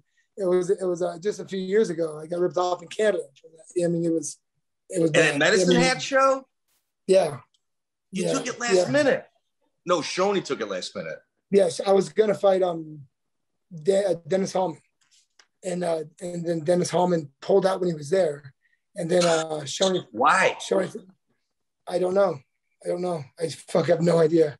It was because he was talking a whole heap of shit too. But the guy that I forget his name, the guy's name, but he usually paid me cash, and he wrote me a check, and again, I was laughed at when I went to go deposit it, you know, but I don't know if it was a fucking like a Monopoly check. I don't know why they laughed, but they didn't really laugh, but it wasn't even examined. You know,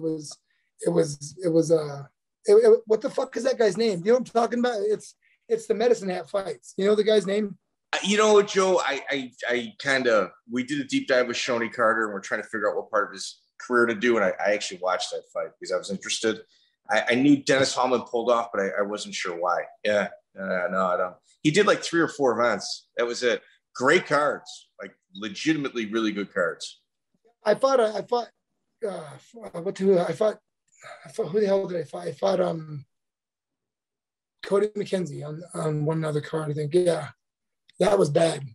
Yeah, every one I fought on that card, and then I went down there 2 other times to fight like top Canadians, and they just didn't fucking show up, you know. But he paid me for those fights. He paid me when I didn't fight, and then when I fought Shoney, because when I fought Shoney, I felt bad. It was sad, you know, because Shoney took it last minute. He needed the money, obviously, and I was I'm in great shape, you know. I mean, when I left the UFC, my last like 20 fights, you know, I think I've lost one by I got injured, you know, and then went global. And going to Russia and fighting those tough guys, there's a lot of tough guys in Russia, and so I fought Shoney in the midst of that in good shape. So yeah, Shoney, I don't know if he's fought since then, but you know, it was a shitty thing.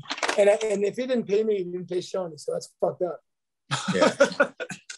Yeah. Cool. Chris? Well, I mean, hey, man, Joe, you've been more than generous with your time. And like I said, I can't not sit here and listen to you talk and not have a blast and just crack up and everything, man. I can see why you two are friends. Yeah, I can see it. Yeah, fun. I can't wait for I'll see you in about a month. You know, I'll be in your hometown then, or not your hometown, your home state where you live now. I'll be in Montana hanging out with you. It's going to be a blast, dude. I can't wait. So always an honor and fun to hang out with you, my friend. And I can't wait to hang out with you again. Thank you for doing this. Thank you, brother. Hey, if you find out who I'm fighting, let me know. And I'll be glad. I don't even know when we're putting on fights, but I'll try and find out for you. All right, buddy. You guys have a good day. Thank you very much, Joe. Pleasure to meet you. Hey, Mike. Oh, man, you know, that was a long interview and worth every second because I thought at the beginning we'd get good chemistry with Joe Riggs pretty quickly because of Chris, and they like each other and they know each other, and it clicked pretty quick. I don't know. He was answering questions pretty loose. I think I'm happy, man. I think he was fast and loose with a lot of his answers. And if you notice, like, his stories progressively got worse with every fight that got brought up. Yeah, no, and the thing about 50 Fight Club guys is there's just really like no end to the depth of stories and stuff. Like some of them, it's like, again, you know, you've been through it again, and they did that to you again. And, you know, Joe Silva's name came up and not in a great light. Him and, you know, it's interesting who likes, who doesn't like. We haven't really encountered that yet, but I've heard a lot of things in regards to Joe Silva. And when you're a matchmaker, half the card is probably mad at you every single night, you know, every single time you have a fight.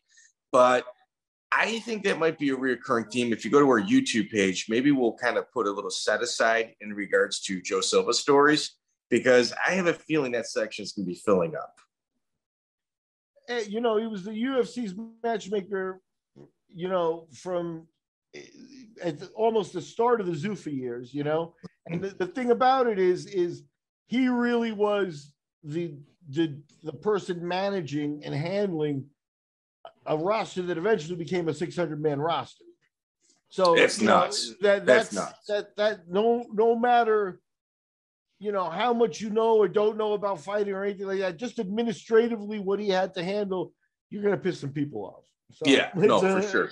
And you know, one of the more entertaining things that I really enjoyed about it was, like, everyone has heard the Nick Diaz hospital story. Like, that's, you know, Nick and Nate Diaz versus Joe Riggs in the hospital. But I didn't know they fought like 4 or 5 more times after that. No, it makes, now he says it, it's like, yeah, it makes sense, right? Oh, you're not thinking that. No, the Diaz brothers are legit, but so is Joe Riggs. Yeah. Nobody was going to let anything go there. So at any rate, a great interview from Joe. I'm going to be doubly pumped up to go through his earlier career and see what was going on in New Mexico and Arizona down there. But the UFC years, I think Riggsy knocked it out of the park here. Thank you very much, and help, like, subscribe, comment, and Mike, take it away. Yeah, thanks, guys. I appreciate it. And Miguel, I think we've been on fire lately. We've been putting out some really good content. The Monte Cox Extreme Challenge, I got a bunch of emails in regards to that. People really enjoyed it. I think you're going to be on deck pretty soon, Miguel. ADCC, Bodog, Hook and Shoot, Euphoria MFC. You're on the watch list. You're coming. You're coming. Yeah, there's a lot of other stuff I think that's important too that we got to cover up. But I think the Abu Dhabi is I can actually, as honestly as anybody, I can lay claim to it. It's in Abu Dhabi that I did things that nobody else in the world has done. So we'll see. It can be a lot of fun. And maybe we'll start there. Fun memories. Maybe we'll start there. Anyway, share, subscribe. You're coming, Miguel. You're coming. Yes, you are. Love you, brother. Maybe for 100. Yeah. Episode 100. Cool. All right, brother. Be good. Check out the full interview on iTunes, Spotify, and all major podcast platforms.